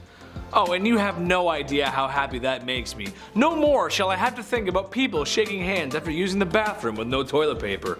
That's disgusting. Or scooping food onto a plate with their bare, dirty hands and sharing that food with the rest of their families. Yes, the Aztecs like to wash their hands before and after a meal, which is just the way it should be. I hate having grimy hands. You know, I talked to the chief today, and you know what he said? That's it. That's actually it. Yeah, we like that. That's it. Number 9, Aztec barbershop. It must have been quite the sight for Spanish conquistadors to land upon the shores of North America and then come to bear witness the Aztec civilization in all its glory. Something noticed by the curious Europeans was that the Aztecs had what looked like a barbershop for men. After all, a healthy scalp is a happy one. Even more interesting than that, however, is women were dyeing their hair with a green herb that I'm not even going to begin to pronounce. It was just too hard. It was a lot of X's and T's. I couldn't do it. Which produced a purple shine to their hair. Some women even shaved their hair off, while older women, like mothers, had longer hair. Man, it's almost as if a beautiful civilization was starting to flourish. Well, I'm sure nothing bad ever happens to the Aztecs, right? Number 8. My heroes. Let me create a scenario for you. I like creating scenarios. Let me create a scenario for you. You're on the way to a certain event that is very important in the big city. Maybe it's a new job, a new summer fling, or something that requires dry pants. But now your stomach is acting up. It's big angy. Your stomach's making sounds that are becoming more audible, and you can feel soon you will require a bathroom. But you hold it in. I can make it past this event and then go, you say to yourself. No problem. But now you've got cramps, sweats, and you're getting anxious as you know that DEFCON 1 is approaching. You now have to make a decision to make a rush to find a bathroom, or be late for your event, or take a gamble with your underwear and dignity. Yes, that is a feeling I know all too well, but perhaps I should have been living in the Aztec Empire, as they had public washrooms all over the city. That's just awesome. Oh, what sweet relief. As if that weren't the most unusual, they also had citizens cleaning the streets, which is pretty unusual for the time. Yes, cleanliness was very important to the Aztecs, and honestly, I think there should be public toilets on every street corner. Please, sometimes I gotta go. Number 7. Thirsty. After a trip to the public washrooms, you may need a drink of water to rehydrate yourself. I mean, come on. I know I could use some hydration after that. Sometimes it gets really sweaty in there. Well, it's a good thing that the Aztec cities had canals, and not just the kind of canals a small Italian gentleman drives a boat through on Valentine's Day, but canals that handled both transportation and irrigation. Aztecs knew just how important water was for life, but perhaps most unusual about the Aztecs is their night soil collectors, which honestly sounds like it's hiding something just in that name. Night soil. Basically, they were beta garbage collectors who used canoes to transport this night soil to farms for fertilizer. And yes, night soil is exactly what you think it is. Poop! But it's unusual for a civilization to be so conscious of where their waste goes. Don't believe me? Well, how about this summer we all get together, we all go up to New York City and take a dip in the Hudson River. Yeah, not many takers, didn't think so. They were doing their best with what they had. And if women don't find you handsome, they should at least find you handy. You know what I'm saying? Number 6, ye olde dentistry. Look, every time I find a decent dentistry fact, I slap that bad boy in here like a D-based infomercial host with a surprisingly effective kitchen gadget. You're gonna love my nuts. Remember that guy? This is just one of those facts. Do I have a fear of the dentist? No. No, I don't, because my dentist is nice and has all the modern amenities to make me feel at ease. A comfy chair, laughing gas, and putting Peppa Pig on the TV because I'm a big baby. Goo goo gaga. However, no amount of any of those things I mentioned can prepare you for the dentistry before the year 1900. It was crude to say the least, but hygiene is hygiene, and you gotta keep that mouth fresh and clean. Tooth infections were fixed with rubbing charcoal in the affected area, and if that wasn't enough, a super safe mixture of snake venom and vinegar was used. What? Okay. Who was the first guy that discovered snake venom had such healing properties? Probably the same weirdo who first milked a cow, if I had to guess. Aztec dentistry included fillings and tooth removal as well. Also, ladies of the evening dyeing their teeth distinct colors, so then you know if you know. You know?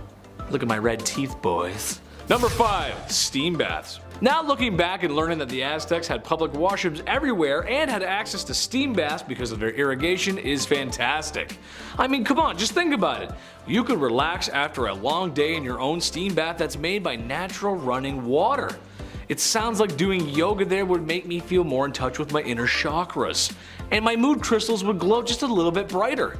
Imagine you walk into a bathhouse after a long day, and then you see me just sitting there with a towel that barely fits. Well, hey there, good looking. Why don't you come on in and pop a squat next to me? I promise I don't hog all the steam. I know it sounds like an amazing time, right? The more we talk about the Aztecs, the more they sound like a perfect society. I wonder what happened to them. I'm sure it was nothing bad. They gotta be out there somewhere. Move over, fellas, I'm coming in for the steam. The steam was thought to have healing properties and was connected to their spirituality. Women even gave birth in the steam rooms, which feels like a really sweaty time. I don't know about that. There's a lot of sweat. Number 4, Bath and Body Works. It's clear the Aztecs were just cleaner than the other civilizations of the past, and honestly, I'm here for it. There's only so much a guy can say about people being stinky in the past. I mean, really, the smell must have been horrible, especially down in the nether regions. My lady, I would like to have a child with you, but the fragrance that is coming from both of our undercarriages makes me want to get into my carriage and drive it into the nearest body of water. Yes. Aztecs were making soap like it was their day job, using various herbs and plants to create much nicer smells and perfumes. However, during the rainy months, Aztecs wouldn't wash or wash their clothes in penance. But I guess 1 month isn't so bad. Strangely enough, women wouldn't wash their faces when men went off to war? I'm not sure about that one, but hey, I'll take it. Gold star for staying clean, Aztecs. Gold star. Number 3, Bath and Body Works Part 2. Okay, another scenario.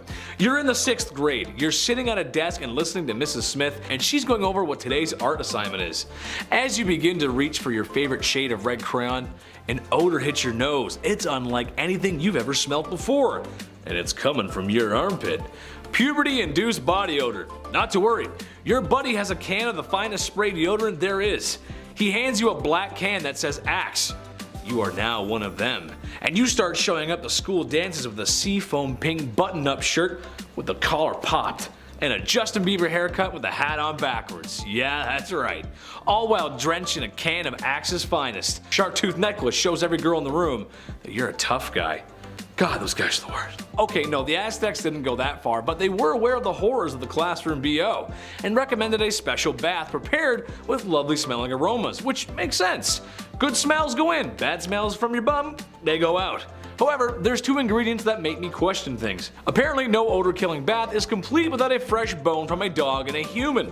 I'm just gonna leave that with you and think about how you'd feel with 2 bones floating in your bath. That's disgusting. Apparently they had to be fresh too, that's gross. Number 2, the Aztec Classic. I'm glad the Aztecs had better hygiene because for once I don't get super queasy talking about the things people did.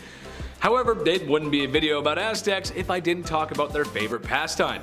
Sacrifice. And honey, if they were giving out gold medals for it, the Aztecs would be record breakers. Sure, they weren't the only civilization to sacrifice people, but they did it with such theatrics. It would make my old theater teacher very proud. But unlike most civilizations, the Aztecs did this all the time. Whenever the calendar called for one, it was time for one. And if they ran out of people, they would go grocery shopping for more. Or actually just go to war and take people, which is not good. Just know that when a chief or a religious leader cuts the heart out of a man whilst alive for the entire city to see, he most likely had a clean cloth and water to wash his hands, making modern surgeons proud everywhere. Number 1, the European bug. It's safe to say that Aztecs, while not as clean as people today, they were striving for better hygiene, more than any other civilization at the time, really. However, no amount of hand washing, sacrificing, or putting herbs in your bath can prepare them for the Spanish. Not just the swords and the guns and invading and such, no, I mean the sickness that Europeans brought with them. It's a plot similar to War of the Worlds, except the invaders brought all the nasties with them. No matter what the Aztecs did, it wasn't going to stop the waves of lovely things the Europeans brought over. Armpits are clean, but now they got black lungs. There's too many diseases to even name, there's a lot. About all things hairy and how the French royalty all aspired to cosplay Rapunzel. A tale originating from 6th century Paris, France is about 2 princes who were going to ascend to the throne. They were kidnapped and the queen consort was given the choice: allow her grandson's hair to be cut or let them die with their luscious locks intact. She chose the sword over the scissors. One of the princes does manage to escape and he cuts his own hair and becomes a monk. In modern times, saying alright kill him instead of a haircut does sound crazy, but back then men who had long hair showed their power and wealth. According to the Byzantine poet historian Agathias, it is the rule for Frankish kings to never be shorn. Indeed, their hair is never cut from childhood on and hangs in abundance on their shoulders. Their subjects have their hair cut round and are not permitted to grow it further. In Germany, men also typically wore their hair long, but they would tie it up in a bun or on the top of their head and sometimes hide it under a fancy hat. In general, Dark Ages were a time where women did rarely cut their hair, and there wasn't really any time period where short hair for women was trendy then. Lower class women typically wore their hair up in braids and buns because it was easier for them to work with, while upper class women got to style their hair with more intricate processes, using ribbons and metallic wires to help keep their braids and buns in place, like a Leia. On the other end of the spectrum, however, bold is punishment. To address why the grandmother would allow her grandson's death before a haircut, in today's world, men shave their heads for all sorts of reasons. They could be naturally losing their hairline, have alopecia, or they're just prone to hair loss. However, in medieval times, hair was considered a symbol of power for royal men, as explained. Royal men never cut their hair, so the longer the locks, the more powerful you're supposed to be. So, as a man, if you let go of your hair, this was a huge sign of humility. If the grandsons from the first story had returned with shorn hair but are meant to be the throne's heirs, they would make the throne look weak and susceptible. Only monks would shave their heads, leaving a narrow strip of hair hair horizontally around. Other times, only in the middle of a man's head was shaved and the rest was left alone. And of course, as you may know well from our other Dark Age videos, head shaving for women during this time was a degrading punishment, as a woman's long hair was meant to be her most seductive feature. We talked about one type of head hair, let's travel down to the other, bearded baddies. Recently, beards have made a huge comeback, especially now among the young generations thanks to throwback fashion. Studies have shown that people also associate a man with a beard as being more intelligent, and many people find them to be incredibly attractive. Also, nothing is cooler than the giant dude with the bald head and like the big ass beard, you know, let's be real. Respect for beards though is nothing new. During medieval times, knights were known to grow their beards as a sign of honor, and if one man touched another man's sign of honor, well, it was enough of an insult to challenge them to a duel to the death. Now, shaving was common during the Middle Ages. Commoners would be clean shaven for the most part. Royalty was also usually shaven or had a very trim beard that was kept neat and tidy. Hilariously, however, this is kind of how barbers get started. Back in medieval times, mirrors were very small and cloudy, so they're not reliable. They were also only available to the upper class. On top of that, razors as we know them today didn't exist, so if you wanted to shave, you need to use one of those dangerously long razor blades. So most folks would visit the local barber surgeon for a Sweeney Todd style lineup. As we mentioned earlier, monks had shaved heads and no beards, so they took turns shaving one another as a community. And speaking of faces, the Dark Ages were surprisingly skincare obsessed. Vikings are remembered as some of the most hygienic of historical people, and they were reported to have the best practices of personal hygiene in the early Middle Ages especially. Most notable was the near daily bathing they did in the cold waters of fjords and rivers. They used combs made out of ivory or ornate wood carvings, and they practiced braiding their hair for prestige and ranking. The daily practice of bathing and personal hygiene actually was what spared the King of Poland from an outbreak of plagues that had been seen in Europe. Meanwhile, in England, bathing was not as common as it is today, and it was often reserved for special occasions. People would usually wash their hands and faces regularly, however. The ideal woman in the Middle Ages had that pale, smooth skin without any pockmarks or blemishes. Nearly everyone washed their face with cold water at the end of the day, even if they wouldn't wash the rest of themselves for inexplicable amounts of time. Some women used ointments made of animal fat in order to keep skin soft and smooth. And crystal girlies, even back then, people believed in the power of gemstones to heal. Women would lick amethyst and rub it over their pimples to make it go away. But rest assured, when it's bath time, you were naked in a crowd. In many Middle Age cultures, public bathing was commonplace. The Romans, Egyptians, Greeks, they were especially known for their bathhouses. And in the spring and summer, commoners could be spotted using streams and rivers to take a bath on a nice warm day. Back then, this wasn't seen as being indecent or strange. Water was scarce, and the process of heating a bath was time-consuming and expensive. So it was also common to share bath water among a lot of people and be less wasteful. However, people are still humans after all, so like teens at a pool party, public bathing became associated with a certain level of sensuality. Seeing as this was a time period where intercourse was usually in hearing or seeing range of your imminent direct family, it's not a surprise this happened, let alone the fact nobody actually cared if it was. Well, except the church. They threw a bunch of laws around to try and limit that crap, but that's always what they've done. Anywho, in Japan, they still continue the tradition of public bathing in hot springs to this day. However, they have the option to segregate men from women, so it's not as often that people leave the public bathhouse to hook up nowadays. Not to get you guys too excited either, but face washing brought in controversial hand washing.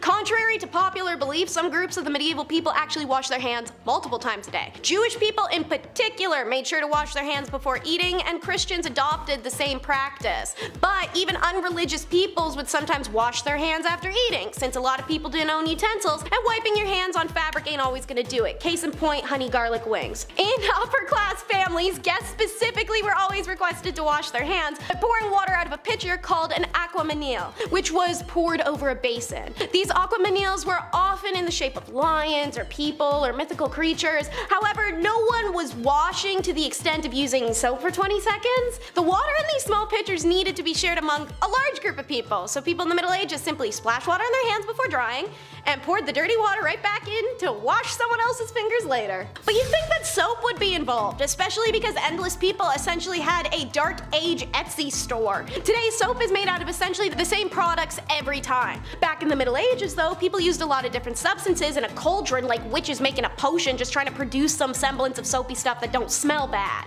Most successful was a combination of lime, wood ash, lard and oil. Black soap, aka soft soap, gets its name from the dark color of the wood ash lye used to make it, and the cast iron it was often boiled in. Hard soap was made with high quality barilla ashes, which creates a light colored lye. Therefore, white soap quickly became equated with high quality hard soap. The stiff soap was then molded into cakes and bars, added dried flowers to the outer side, and the quality and scent of the soap changes depending on how wealthy someone is. Unfortunately, in case you didn't catch the keyword in there a few times, folks made soap with lye, which is so harsh it can remove skin if you scrub a little too hard. Next is how the world could have had toilet paper faster if they weren't judgy wipers. China had toilet paper figured out as early as the 6th century, making small squares of rice paper that would decompose into the ground and take the feces with it. Pretty eco-friendly stuff. However, the Europeans found this to be horrifying because they thought it was disgusting that the Chinese only wiped without actually washing their backside with water. Meanwhile, in Europe, they're using a communal sponge on a stick that sat in a bucket of water that wouldn't be changed all day, so please tell me which is more unsanitary and horrifying. In medieval Europe, people sometimes used devices called gonfas, or a gonf stick, as well as a torchicule, or a torch cut. The gonf sticks were sponges on a stick as described, while the torchicule was anything to wipe the bottom, like straw or moss or leaves or wood. You know, the basics. Who has time to care about eye bags though when you're walking around wearing a gag preventer nose bag? Even though medieval people clean their bodies a little bit more than you'd imagine, that doesn't mean the towns were sparkling clean. When you stepped outside, you came face to face with human waste, rotting food, and trash-riddled streets. Horses regularly relieved themselves on the street, as did the live animals in the markets, and so did the people. Also, animals just kind of died in places and people would leave them there. Add in the smell of mold from straw houses and the smell of diseased human or animal skin, and sometimes even corpses. These bad smells were at their worst in cities and large towns. Things were so incredibly smelly, people nearly gagged, especially when it all began to bake under the hot summer sun and heat. So in order to combat the smell, some people wore nose bags, which were fabric-like masks that were filled with flowers and other fragrances that would be able to help the stomach smell the streets filled with waste. Men and women would put noses in the nose bag, give them a huff, and life is good again. The lesson here, be thankful for breeze and use it. And of course, the weirdest for last, the ear spoon. Sounds promising, doesn't it? While nowadays people use Q-tips to clean your ears, which apparently we aren't even supposed to be doing, as cringe-worthy as it sounds, people used long wooden or metal spoons called ear spoons or ear picks to remove the wax. Ear picks were also frequently made of bone, ivory, and brass as purely utilitarian items. Archaeologists have found them amongst the Vikings primarily, where it was common for them to carry an ear spoon on a chain around their neck so that they never have to be without their little tool should they ever have to degunk themselves. Ear spoons were used by all levels of society in medieval and post-medieval England following the Tudors.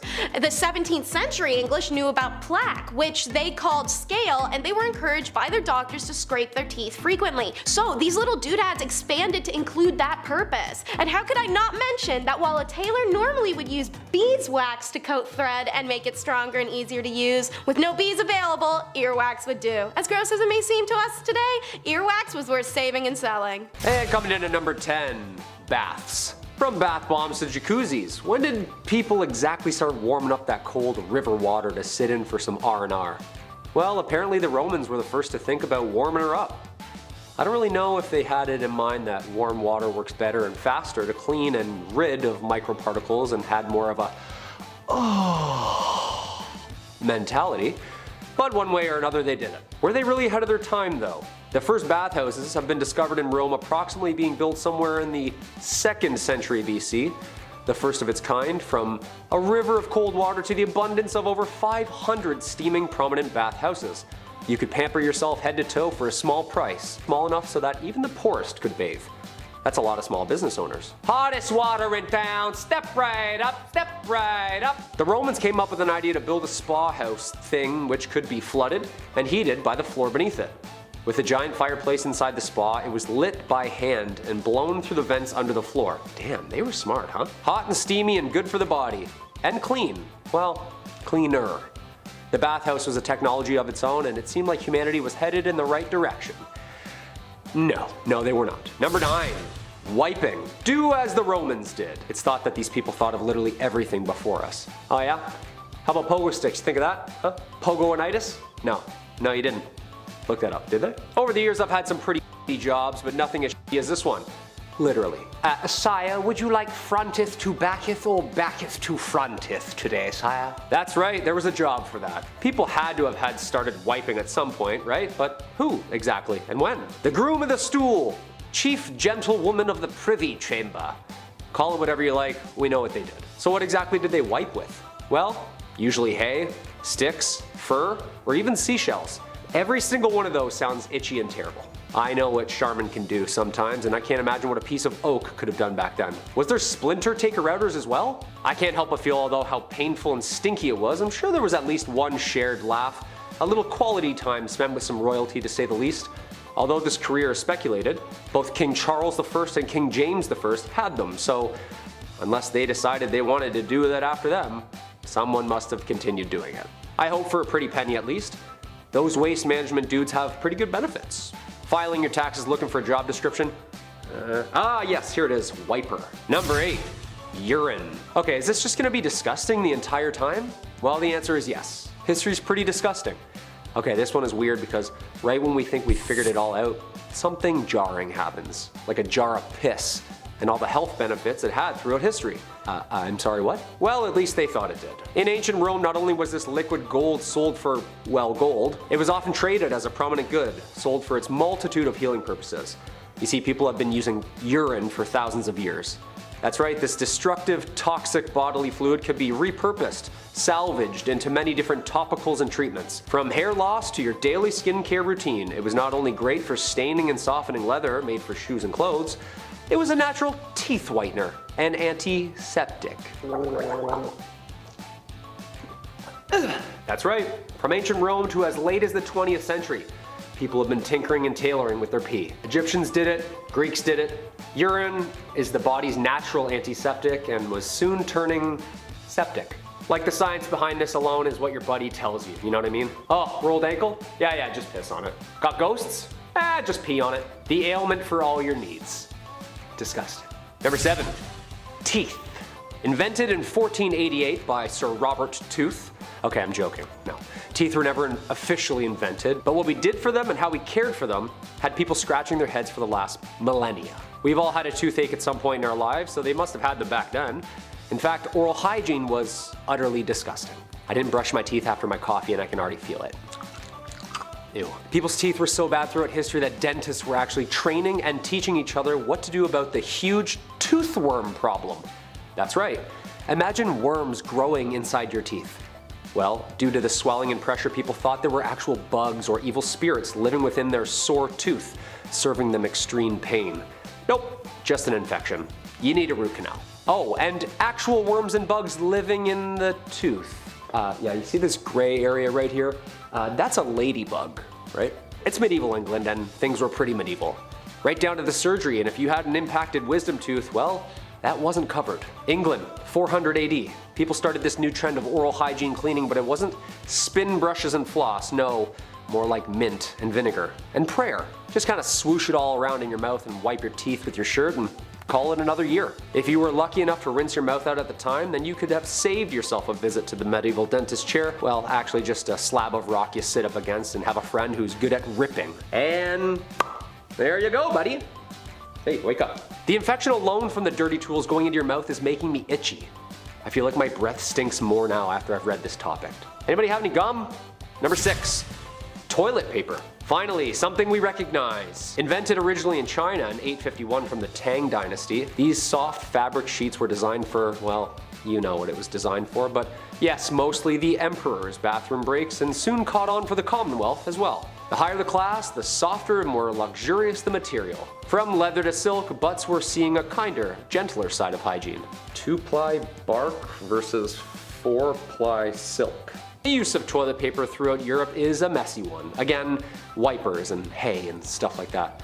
It wasn't until the toilet paper rule created by Joseph Gaiety in 1857 that this hygiene method would solidify and stay for keeps. The classic under versus over is the tale as old as time. You ever want to get into a quick argument at someone's house? Just peek in the loo, see if they're rocking beard or mullet. It's the simplest way to have a know-it-all show you the patent and tell you how to wipe your own ass. Charmin. Number 5. The Great Stink. The what? Oh, no, yeah, I read that right. The Great Stink of 1858 was an event in central London in the summer, during which the hot weather exaggerated and amplified the smell of untreated human waste and gunk that had washed up on both in and on the banks of the River Thames. The problem had been growing for years with an out-of-date technology and overflowing sewage system that emptied directly into the river. The stank was thought to have been the root cause of a number of contagious diseases and 3 outbreaks of cholera before it was agreed upon that a small problem was emerging. You think? Long story short, all the garbage, human waste, bloated bodies were all just washing up around the same time. Hey, I caught one! No, that's an arm. Okay. And just cooking in all that sun all day? I know what August feels like, and I've smelt my garage on garbage day, and I can't imagine the smell already in central London at that time. And for people to have complained so much that it was even stinkier, that's absolutely rotten. Number 4. Nosegays. I was just thinking, where are all these inventions and blueprints on how to stop the smell? If you can knit metal into a crop top, you can cover your mouth and nose, can't you? Well, close enough. Nosegays were invented.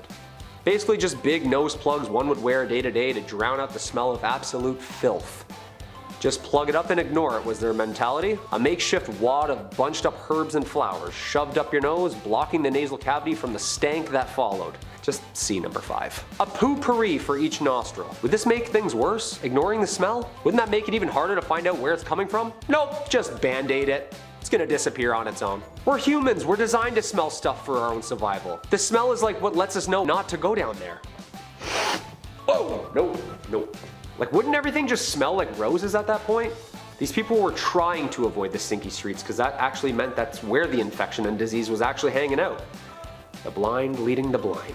Number 3, flushing. Okay, we're making some ground here. We got toilet paper, we got something for the smell. So now where do we put it? Well, plumbing and flushing wasn't connected to each house like it is today. See, the Greeks and Romans had it down to a science. They built drainage systems and learned from the ancient Mesopotamian people how to exactly deal with the problem of waste. A system of pipes, tubes, and drains. The bathroom problem seemed like an easy solution. Use gravity downhill to dispose of the waste outside the city. And here's the kicker. It can even be reused and repurposed at the end as an irrigation system, further nurturing the farming of crops. No, that's good. No, he's right. And then it disappears and literally goes downhill again. After the Roman Empire had fallen, this European dark sanitation era had begun, and hygiene sort of just slipped away. People weren't really concerned with things like disease and plague, and instead leaned into real science like witchcraft or burning cats for fun. You know, important stuff. It wasn't until about the mid-1850s where people revisited this age-old problem and recreated and did exactly the same thing science we already knew. Things were unnecessarily stinky for way too long.